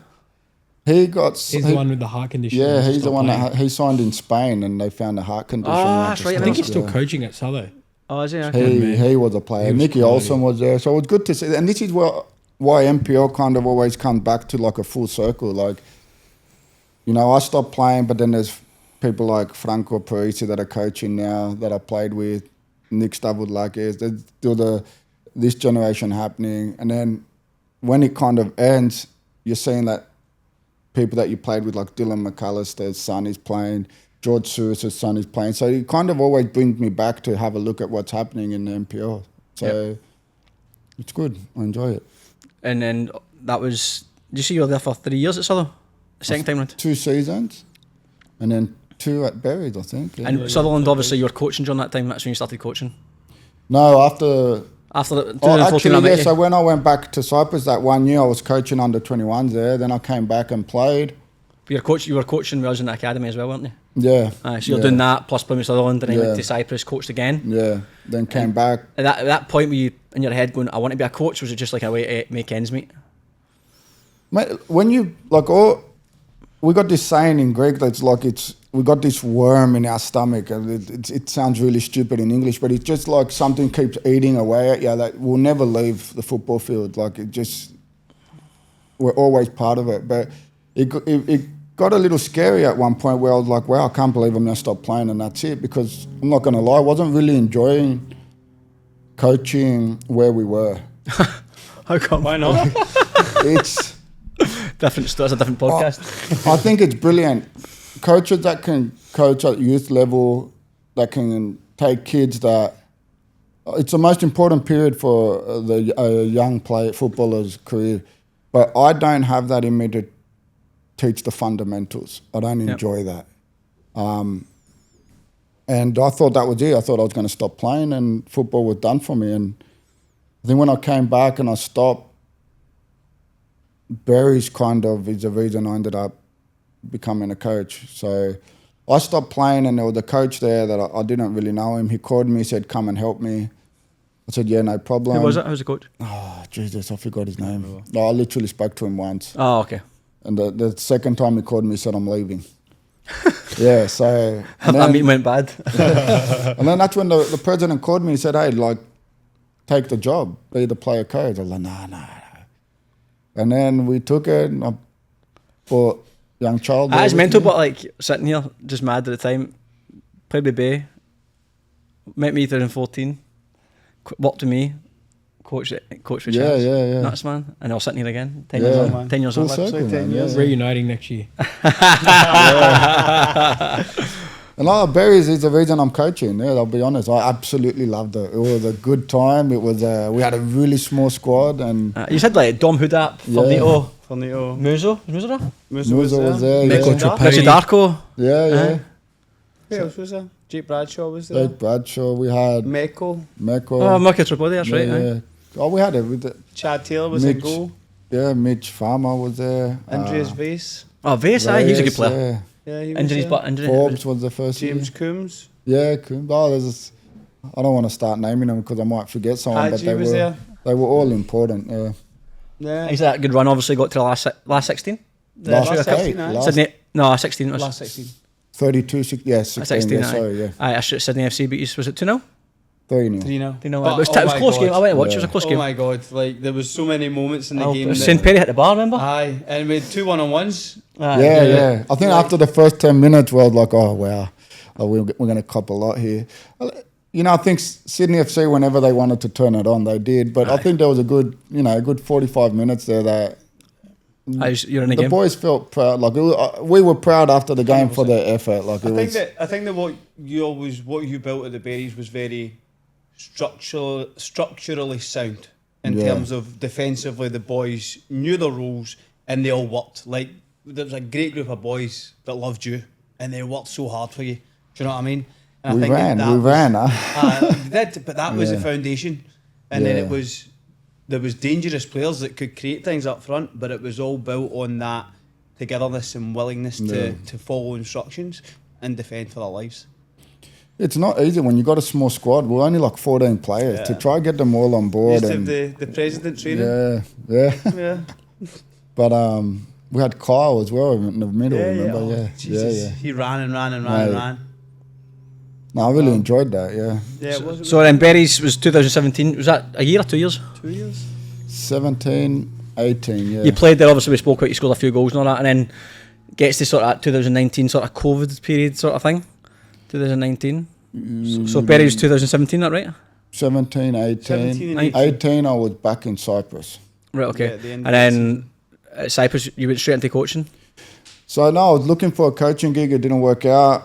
My phone was ringing to go play at a few clubs. Wasn't really keen on it. To be honest, it was probably a mistake to play another year, but had to have some kind of income. I played second division there again. Mate, it was terrible. Oh, is it? What, standard-wise? Terrible. Like it was, the field was terrible. There was no showers weren't working, no kit. It was just like the first training session. We're looking for clothes and they pulled a bag out from like 5 years ago. And Got your PE kit, one of those. Mate, it was terrible. It was terrible. So I couldn't wait for the season to finish, and then I got into coaching a year after that. Kind of fell into place, to be honest. I went to that same club. Yep. They asked me to be the coach.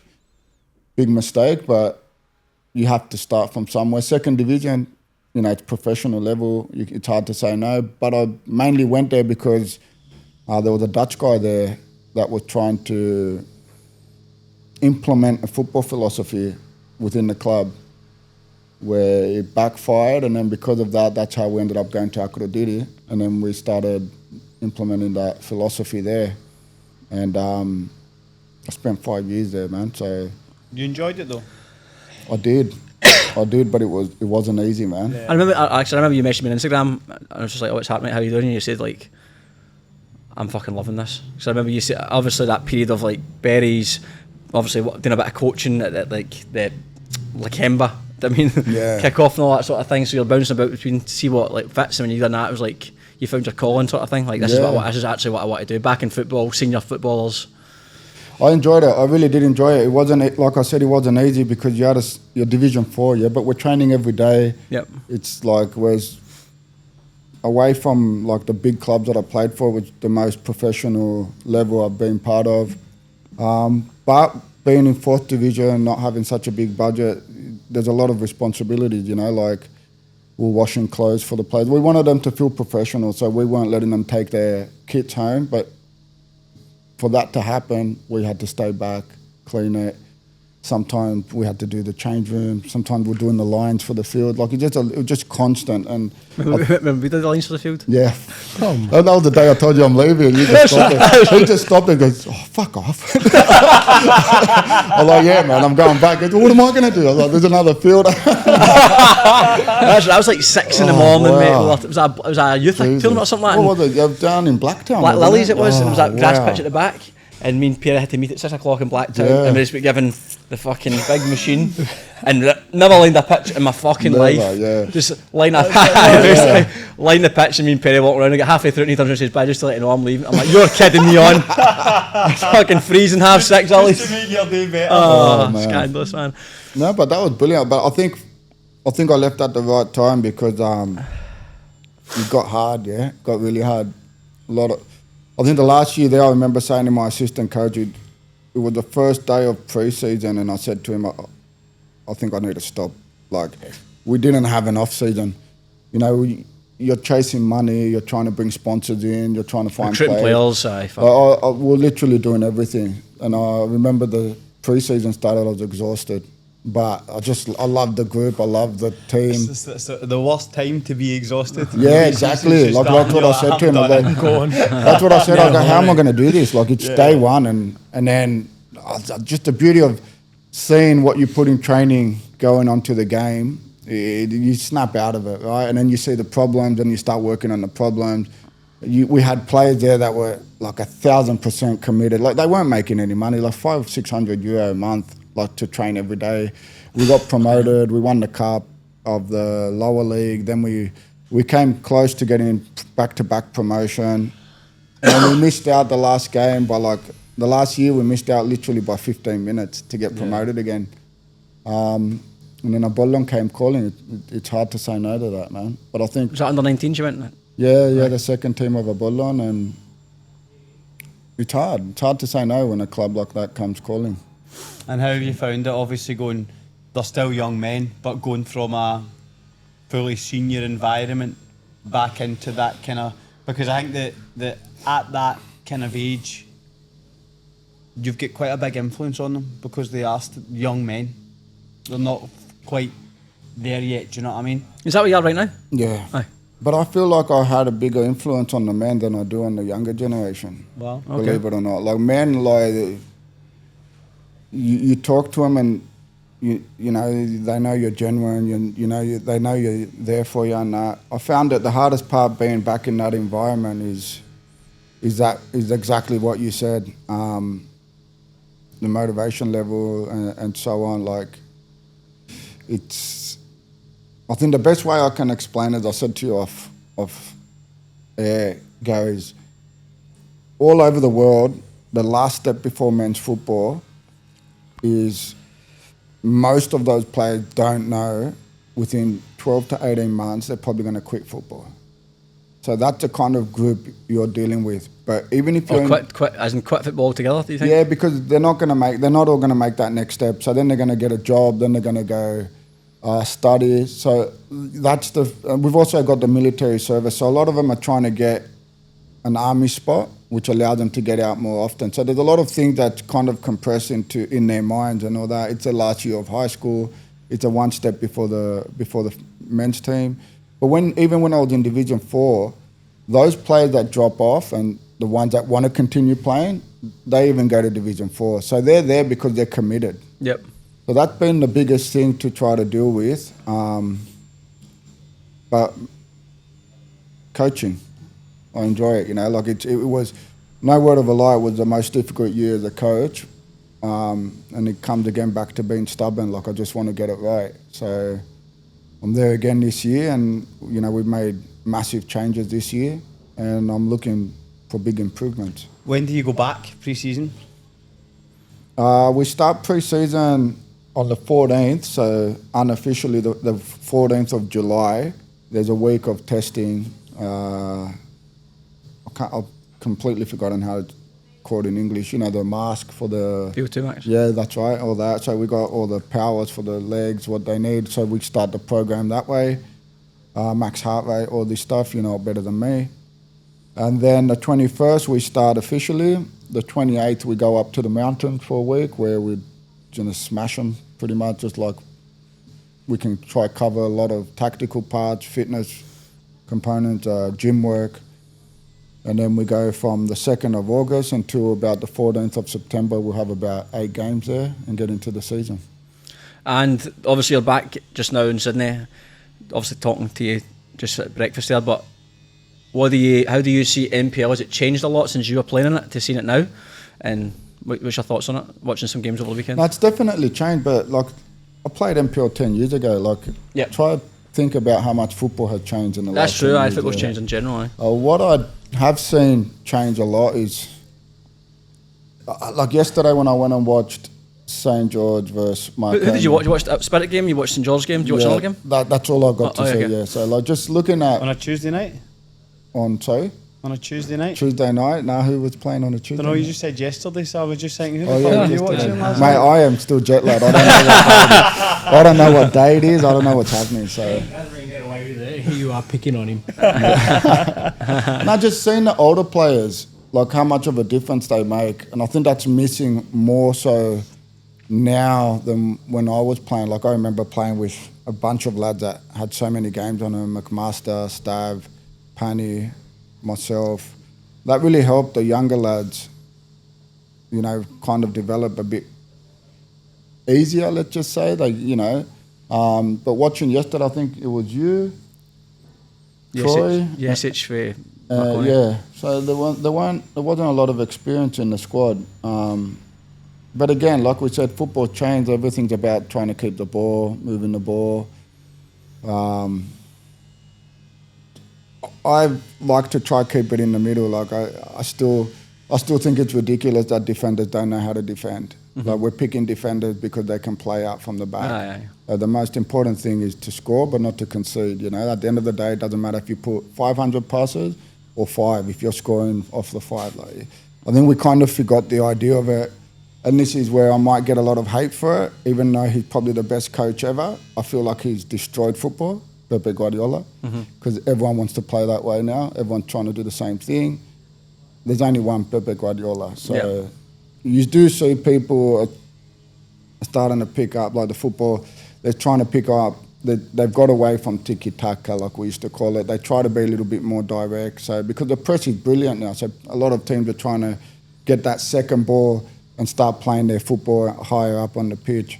But then you see teams like Man United, they go and sign a goalkeeper that can play up from the back and they never leave that area. Like, it just doesn't make sense.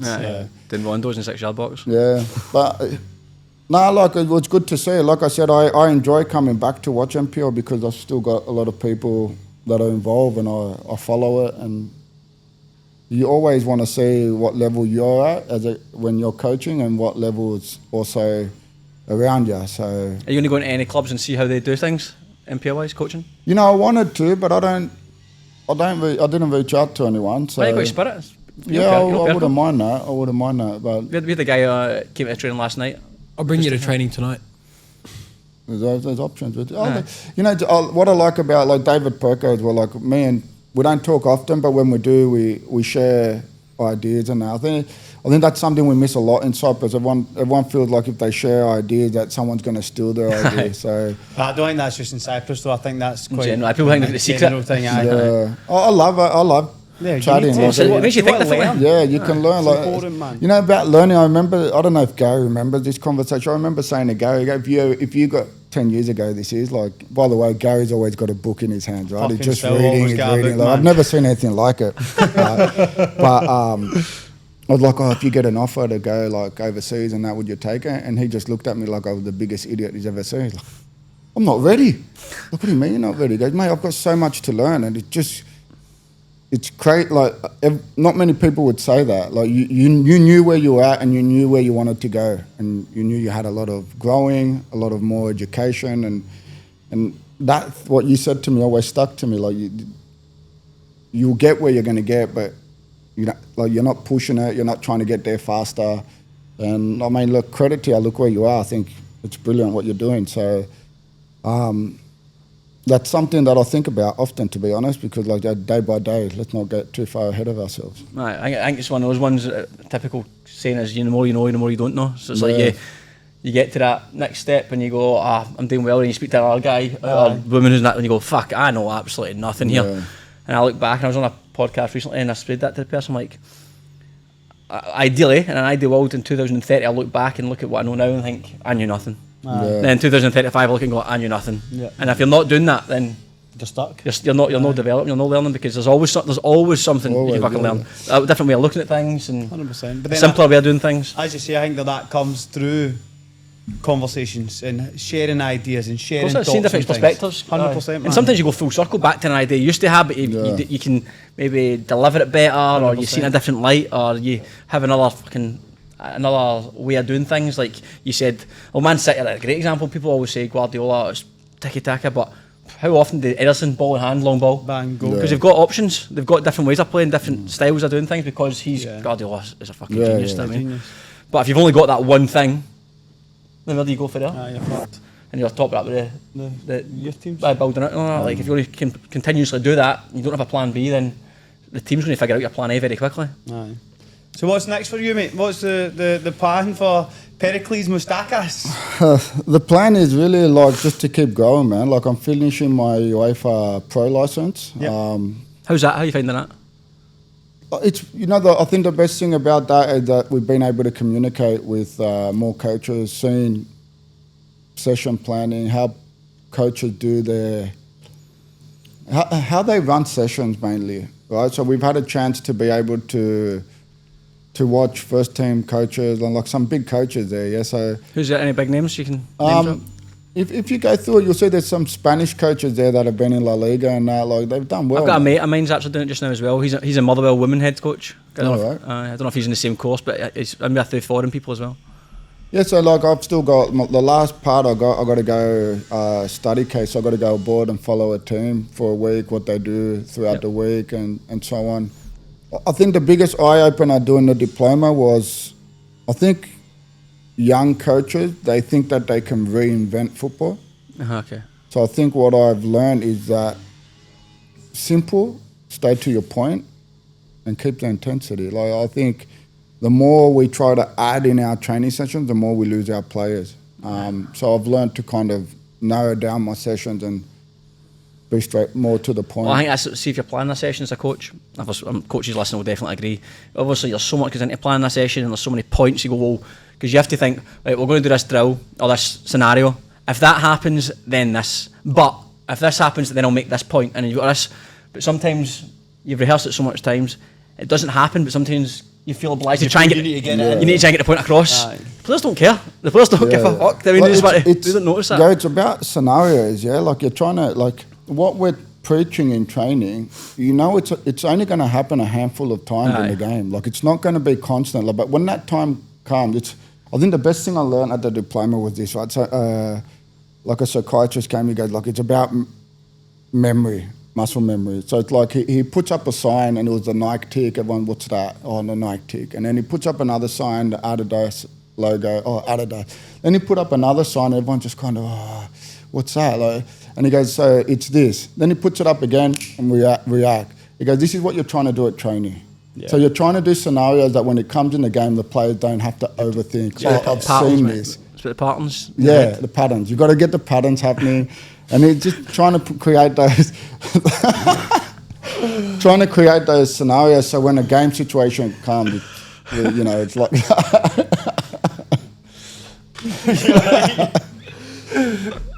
So, yeah, I don't know why that makes me laugh.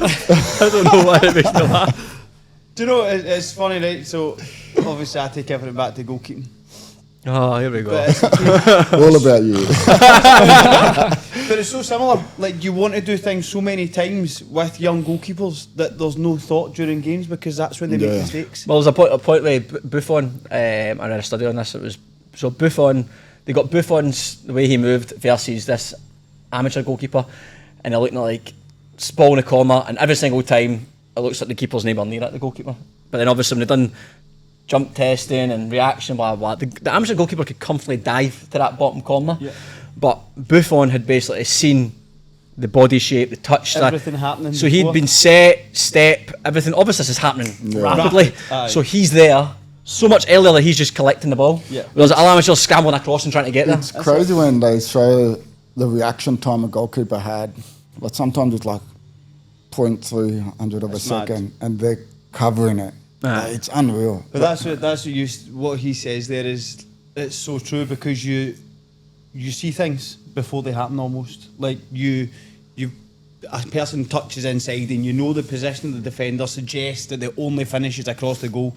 So you've started moving well before they've hit the shot. Well, remember that Ronaldo thing? And Ronaldo did, this was like 10, 15 years ago. He did it was on Sky One. When he basically had a guy, there's an amateur player, and he was doing a vertical jump, blah, blah, blah. Then he said, right, go down the line, cross it in Ronaldo, and Ronaldo would finish it. He says, now we're going to turn the lights off. Aye. And he hits it with his shoulder or something, but basically he just knew the way he shaped it. But he said, obviously I've only seen this guy cross a ball 4 times. He said, I roughly just it'd be around that area. He goes, but if I've been playing with a guy regularly, I know, and that's the same thing, the pattern recognition. It's not about the patterns. Patterns.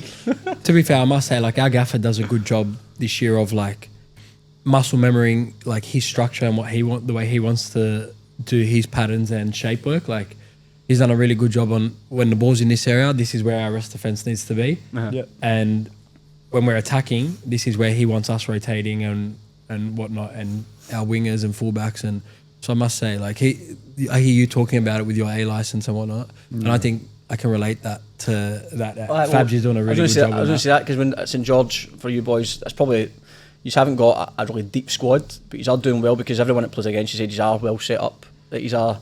Yeah, he's got us really understanding our structure, and it's all because we do a lot of it in training. Like, it's repetitive. It's we understand our shape work and he breaks it down into moments on where the ball is, like Perry said. So, remember that documentary, the Barcelona podcast show. It was in, I can't remember the name of it, but they were just talking about Guardiola, the Barcelona with Guardiola, and interviewed. It was Dani Alves, Henry, etc. And Alves says that. Henry said it as well, but Dani Alves said something like, before every single game, Guardiola had basically gave him so many different scenarios, like of, right, what's going to not this might happen. What's going to happen is Valdez will pass you this ball. When you take the touch here, their winger will come here, he'll come here, but don't look, don't think anything. All you need to do is pass the ball in this area because Iniesta will be there.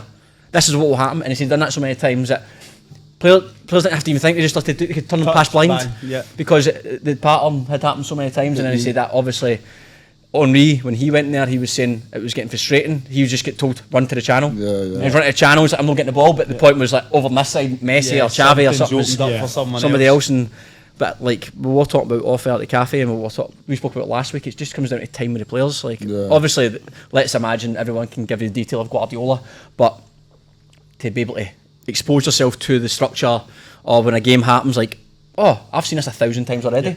There's only so many ways this can go here. If I take a touch here, I've got space. If this happens...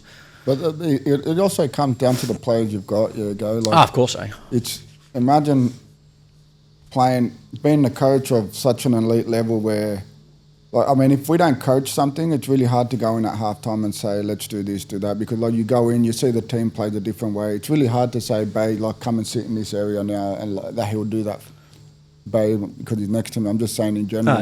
Like, it's really hard to kind of pinpoint that. Like, I remember when we used to play. The tactical work, it wasn't... We used to do really simple things. Yep. And I remember we used to go, just before the game, and the coach would go, hey, listen, like, this winger plays that way. I want you to defend that way. I want you to cover that guy. And we'll just pick it up. At the level I've been at so far as a coach, like, the way you want to play, you really got to break it down for him. So. That's it. That's the old debate of, would you rather do the simple things, like you said, right, Perry, you're playing this fullback, this winger. Show him on his weak foot. Don't maybe blah blah basic stuff, but you do that exceptionally well. Or do you go the other way where you get very, very nuanced with the tactical details and risk that players aren't picking it up as well? Yeah. So it's like, do you want to be exceptional at the basics? Yeah. Obviously, the ideal middle ground is best, where you're exceptional at the basics and you're exceptional tactically, but it's very difficult with the players you've got. Why are we changing, Gary? I mean, we've all been involved with football as players and as coaches. Like, there's two things we look for: someone that can do the simple thing right, and someone that never stops. Mm-hmm. We just want to see that they want to be there and give everything, and then we try to change that. Like, doing the simple things right, and then invert it or do this or do that. Just let them do the simple things right. Let them express themselves. Let them know what they need to do once you lose the ball. It's hard. There's so many different avenues. I would say there's no right answer. That's the thing as well. There's not, because for every person that does it that way, you go, well, I know a guy that does it this way. He's success. Yeah. But I remember Gavin Ray, when he was on, he was saying, like, every conversation we had, and he was having the conversations as well, was always, he's like, all comes down to your cattle, mate. He's like, all comes down to the players you've got in the day. 100%. And probably more so at part-time level, because you don't have the time. You've obviously, well, Nottingham Forest, obviously, Nuno done a great job with them. Yeah. Still, obviously, excellent players, but they punched above their weight but they've got full-time chance to really stamp on authority. Brighton, obviously, same thing. You've got as many hours as you want on the pitch to work on something. Part-time, you've got 2 or 3 sessions. Yeah. What do you do? It's hard. You need to get the best players you can, because that's going to be the difference. 100%. It's ultimately going to be the difference. I think, like, I'm training every day and I feel like I don't have enough time with the players. So imagine having them. Every coach wants more time. Yeah. That's it, because there's always something else you can do. Yeah. Always something else you can do. Class. Anything else? Predictions. Alright, Perry, let's see how you go. Oh, you're going to ask Perry what his pre-game meal was? Oh, actually, well done, mate. Well done. You're listening to the show. Have you been on here before? Co-host. No, I just know because you didn't ask me. So I was like, okay. On you go, mate. What is your pre-match? I was hoping to hear Perry's first. You said you like an egg wrap in the car? No, that's Euros. Fucking disgusting pre-game cold egg wrap. You should try it, mate. You might score some goals. I know. Where am I on the list? 7th, I think. Thank you. All right. I'm not saying it's bad, mate. I put you in the team of the year so far. Yeah. Thank you. Yeah. That's a question for you, actually, before we crack on with that. It's a hard one. You probably heard us, if you listened to that episode, was... you did your team of the year with one player. One person per player. Would you have I'm putting you on the spot a wee bit here, but you think you could rhyme it off? Or close to? No, I was listening to your squad. It was pretty, like... Close to? It was pretty close. I actually thought it was pretty close to, like, almost the team of the year. Here and there, like, you would have a shooter and... it's tough. I thought defensively was the hardest part. Have like maybe Hilton and Griffo. Like there was a couple, couple of twos, but I actually thought you guys did a pretty good job. Like everyone who you said would be there or thereabouts at the end of the year. Like maybe like even for St George, like me and Casella. Casella, 100%. He's racking up. He's actually got more points than me. Like he's racking up. See, obviously I'd Spirit. I'd told like Kubu, Corey, like Conor Stables, like Corey Cavan. I was like every player's probably 3 or 4. It was tough to do if you one for each team. Yeah. Anyway, what's your pre-match? A normal day for Bay Antonio? So I switched to this year. Like obviously, I chatted to you last year, remember? And I was like, I'm struggling. Like my energy levels are heaps low. And you told me carb load. So this year, I cracked onto protein pancakes in the morning. Oh, lovely. Yeah, so I have 4 of them with honey. And then a tuna pasta 4 hours before the game. Yep. And that is pretty much it. Like, and nice. It's been a bit hard on the Sundays because you eat and you're not really keen to eat again so quick. Early kickoff. Because I'm having such a carb load. Yeah. I'm feeling a bit stuffed. on Sundays. Just move it back 12 hours the day before. Or for the Saturday nights and that, I've been the protein pancakes and tuna pasta before the game. Always wake up in the morning, walk the dogs, long black, and then into the protein pancakes. And then what do you do during the day? Just chill out? Yeah, literally. Like lately, I've been playing a bit of Call of Duty. Just do not think of the game. It's the one thing I found when the seasons I wasn't having great is I was overthinking things. So this year it's just like just try to not think of the game till I'm on the way there. Oh, it's working, mate. I've done a good year. Yeah, 100%. What was yours? I think it was always black bread. You like black bread, didn't you? Black bread. Oh man, he eats black bread. I thought they burnt your toast, mate. Is that the rye bread? We went for lunch one day and I was like, we gotta get a sandwich or something. I can't remember, we were at Olympic Park or something. And I was like, I got a rye bread sandwich. He's like, I sat next to him. He's like, what the fuck's that? He's like, is that black bread? It's rye bread, mate. He's like, I think they burnt our bread, mate. It's rye bread, mate. I thought they burnt your toast, mate. That's funny, man. Not so if we were in the hotel, I didn't enjoy that. Because you're stuck to what they gave you? No, because I couldn't get my sleeping patterns the way I wanted. Right, okay. But always was just pasta before the game. But I had a really weak stomach. I had to eat. A lot of people want to eat a couple of 2-3 hours before a game. I needed to be about 3 or 4. If not, it would bother me. But yeah, it was just pasta. The night before, I would get an urge for sweet, so I would have a Snickers or something. Every night before the game, I needed my body was craving sweet. The night that would probably be the only time I'd eat sweet when I was playing.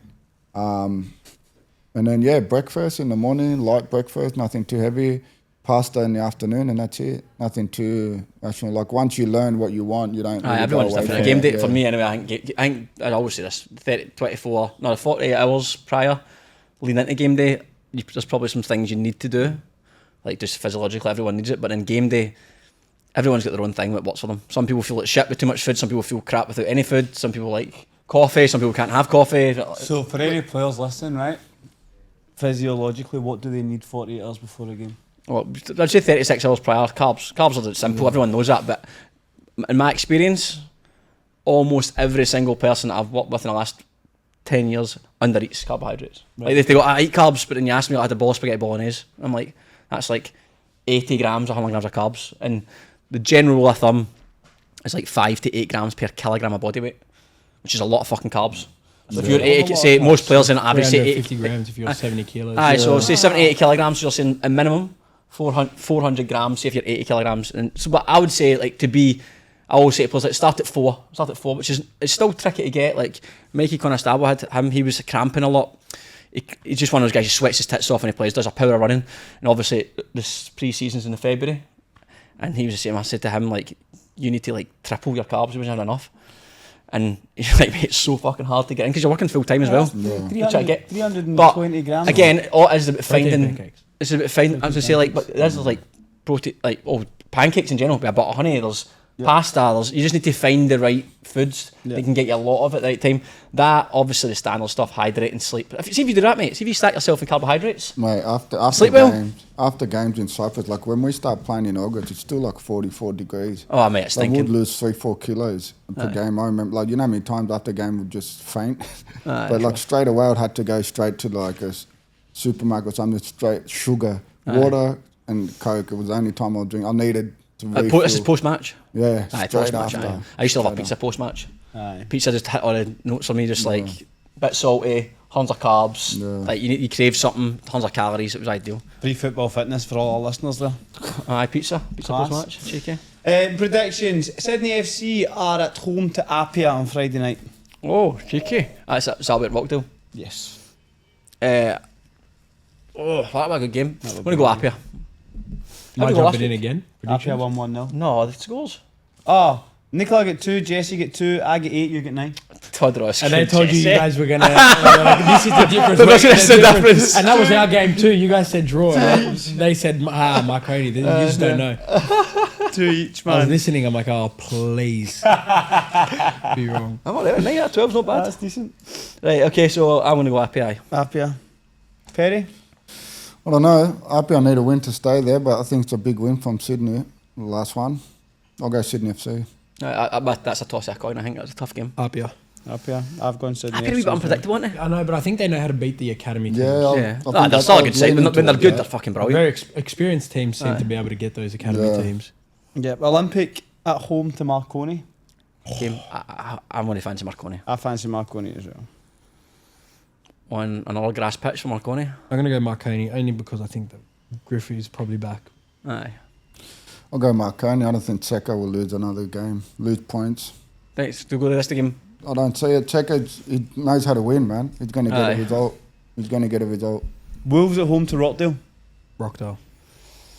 I'll go Rockdale as Wolves, well. is that a That's Sunday? not honestly Rockdale's. Apart from the Spirit game, I can't see Rockdale. Is that a Sunday Yeah, game? they've been playing so good, man. They were hard Wolves to will beat. play. Wolves play on Sunday. Mate, I swear No, it it's is. Saturday. Rockdale. Is that Wolves? At Wolves. That'll be a tough game to be fair. But Yeah, they're hard to play away. this with. is the last. No, but that's at Wynn Stadium. It's carpet, man. That's, No, this is the last weekend of the before The the window. new signings can play in it. yeah. Aye. But that's like Rockdale love to play, and that's at Wynn Stadium. That's Yeah, big in pitch great, as well. Great big pitch. Was Lockie Scott playing at the weekend? No. Maybe he's back. If he's not back, Rashida might be out. Oh really? He rolled his ankle last week. I don't know if he's going to play or not. Oh okay. Oh, a big miss. That will be a big. He's been playing really well. Blacktown at home to St George. What one? Penshurst at George Gilbert Oh okay. for last week. I'm gonna go draw. Draw. Draw. Again, Blacktown unpredictable as well. That game screamed draw. I don't know why. I don't know. I'm going to I go could- Blacktown. I'm going Blacktown too. Hard to read sometimes. Blacktown. Maybe St George a bit of confidence after Spirit. That's what I'm thinking. To be honest with you, I think they've maybe got a wee bit of boost from it. In a Lions at home to MacArthur Bulls. Bulls. Bulls. Bulls. And they're playing tonight as well, midweek game. Bulls. Bankstown Berries at home to Northern Tigers. Northern Tigers. Draw. Draw. I'm going to go Tigers as well. Tigers. MacArthur Rams at home to Bonnyrigg. Big game. How did Rams at the weekend? They beat... So they won a game? No. Rams lost 2-1. Oh, okay. Bulls. I was going to say, because they got the new gaffer. Supposedly they kicked absolute shit out I want to of go Bulls. Rams against Bonnyrigg. Rams. Yeah, Rams are at home. I'm going to go Rams as well. Only go 1 week away from Bonnyrigg, I changing. can't believe I know, they mate. dropped off. I would like to see Bonnyrigg because they're a big club. Yeah, I actually think Rams are the next team above them and it's a 4-point really? gap. A big game, eh? So Big it's a game. big Yeah. game. Like, I wouldn't be surprised if Bonnyrigg win at all, but I just think the Rams are the new gaffer. They're a bit of form. Bonnyrigg are not in Rams form. have been doing well. But next week when the big man's in, the signings arrive. 7 now. Andre Martins is a $500 goal bonus. That's right, aye. Oh, wow. I just made that up. But based on the rest of the contract rumours, the $500 goal bonus won't be too far away. The amounts are ridiculous, man. They're ridiculous, honestly. As you're saying, €600 a month, some boys are. These guys are getting that in goal bonuses. Jesus Christ. Literally. Sorry, who did you say for Rams? Rams. Bonnyrigg? You said Rams? Bonnyrigg. You can Bonnyrigg. You're still old school. You're thinking Robbie Yeah, Eunice I and all these can. guys. SD Raiders at home to Hills. SD Raiders. SD Hills Raiders. beat Newcastle Jets 2-0 last week. Aye, SD. I'm going to go Jordy Hills. Fee gone. You're going You caught SD. up with him? Not yet, no. And try to get him on the podcast. He keeps Aye, he's knocking us back, man. I'm Yeah. going to try having both over for a pizza. nice. Yeah. Oh, cheers for the invite. I no, I appreciate it, didn't mate. invite you. Don't remember that. SD or House? Mate, I don't know. Who's home? SD. Yeah, nice. You can get Shawshank Redemption on. Yeah, Have a wee pizza. pizza. I tell you what, when he said jail movie, we've rapid fired some jail movies at him. I know. He was just like, he couldn't Oh. understand. And the first one we said was Shawshank Redemption. Yeah, We yeah. went through the rest. It's But Shawshank you put me Redemption. on Oh, the yeah. You put me, yeah, but hey, some word for you Scottish guys to say. Hey. Shawshank. What was it earlier? Gary said something and you just went blah, blah, blah. That's just standard for my life, unfortunately. Stanmore at home to Central Coast United. Go the Hawks. Go the Hawks. Central Coast United are the ones that know the top. Doesn't matter. No. The third bottom or something. Yeah. And all West talks, and I'll go for Bayes Grandpa. I'm going to go for base Cypriot Grand connection. as well. Mm-hmm. Dunbar at home to Gladesville Ride How did Magic. Dunbar do at the weekend? They lost 2-0, I think. Gladesville Ride Magic, I want to go Dunbar. Went Dunbar. Gladesville. You've racked up some points in this competition.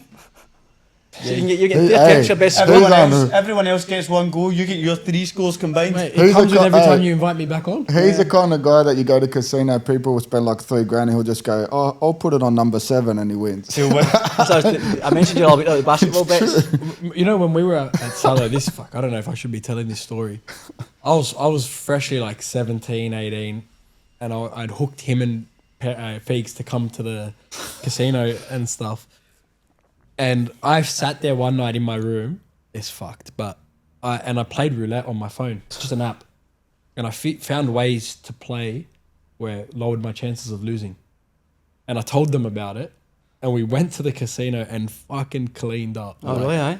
Cleaned It's up, like, it's and it just the became a thing. probability of not losing your money. Yeah, Not winning. I just lowered. something I like lowered the chances of 75%. losing.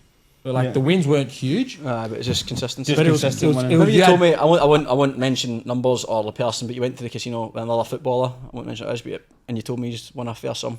Yeah, Aye. yeah. There's been some times, man. But Class, man. that one, yeah. There was one time we went often when we were at Southern because this system was like proven. Like, you just He fucking cracked the code. kept winning. And then one day He found the patterns. Perry was there before me and Feeks had arrived. Right. And Perry's like, they're playing your system and they're not letting me play. They've banned me from playing that way. So you're banned from casino? actually. No, we didn't get banned, but he was told he wasn't allowed to do what he You was seen doing. Rain Man? He was coming down there, like, batting. How can you? That's a fucking shambles. You go in and you can't bet that way. Yeah, he got stopped. So before we even got there, like one night, like we had done it 3-4 times, and then Perry's like called us. He's like, man, they're not But letting me do they're it. fucking on it. Like my We're gonna get a knock on our door tonight, bro. well, my brother-in-law's ex-missus, her family member was a head, well, not head security, but in the security of the Star. This was like years ago, and he was telling some like the level of detail they've got of seeing things. Yeah, and it's when they unreal, pick up eh? those fucking eyes Yeah. everywhere. It's insane, man. I've seen a few documentaries on it. Ah, It's it's really good, fucking eh? crazy, man. Unreal, man. Crazy. Dunbar or Gladesville, right, Magic? Oh, mate. Oh, you said you could win. He said Gladesville, yeah? Yeah. We'll get his point. Do you go on Gladesville? Yeah. Fraser Park at home to Prospect. Prospect. Prospect, everyone said it pretty quick. Oh, Fraser Park, I didn't mention because obviously we gave Fraser Park Stadium a bit of a chin. Yeah. Someone contacted us and says that they're redoing it. Yeah, it's all getting done up. So they've invited us down once it's done to go Oh, and have a look decent. at it, yeah. Aye, class. I'm looking forward to seeing that. Do a podcast on it.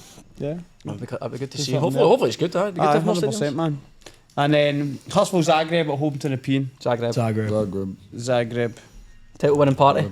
Mickey Neal, man, like he should not be there. That's it. That's what they were saying. Collie and Jesse. He's or so something. good. Yeah. Aye. He could. We played him in pre-season, and me and Jaden were like, just come to us. Surprised when he got even an MPL 2 side. Jaden doing well this year. He's Yeah, doing he's very good well, little- mate. good He's playing player, well. Him, to fair St George, you, Casella, and just Poon. Yeah. If Going he forwards, puts, rapid, if man. he puts it just a little bit on his right foot, he'll be unplayable. He's just always going on to that. He's good, man. He's good Right, delivery. anyway, call it. Done. Okay. Done. Cheers, Thanks for Perry. coming on, mate. Cheers, And Perry. thank you Having for me, you, guys. mate. To the casino. Wow, full circle. Casino trip. Yeah, good exercise, man. Yeah. Thanks for having us. Who's that guy's name you said? The gaffer was the white.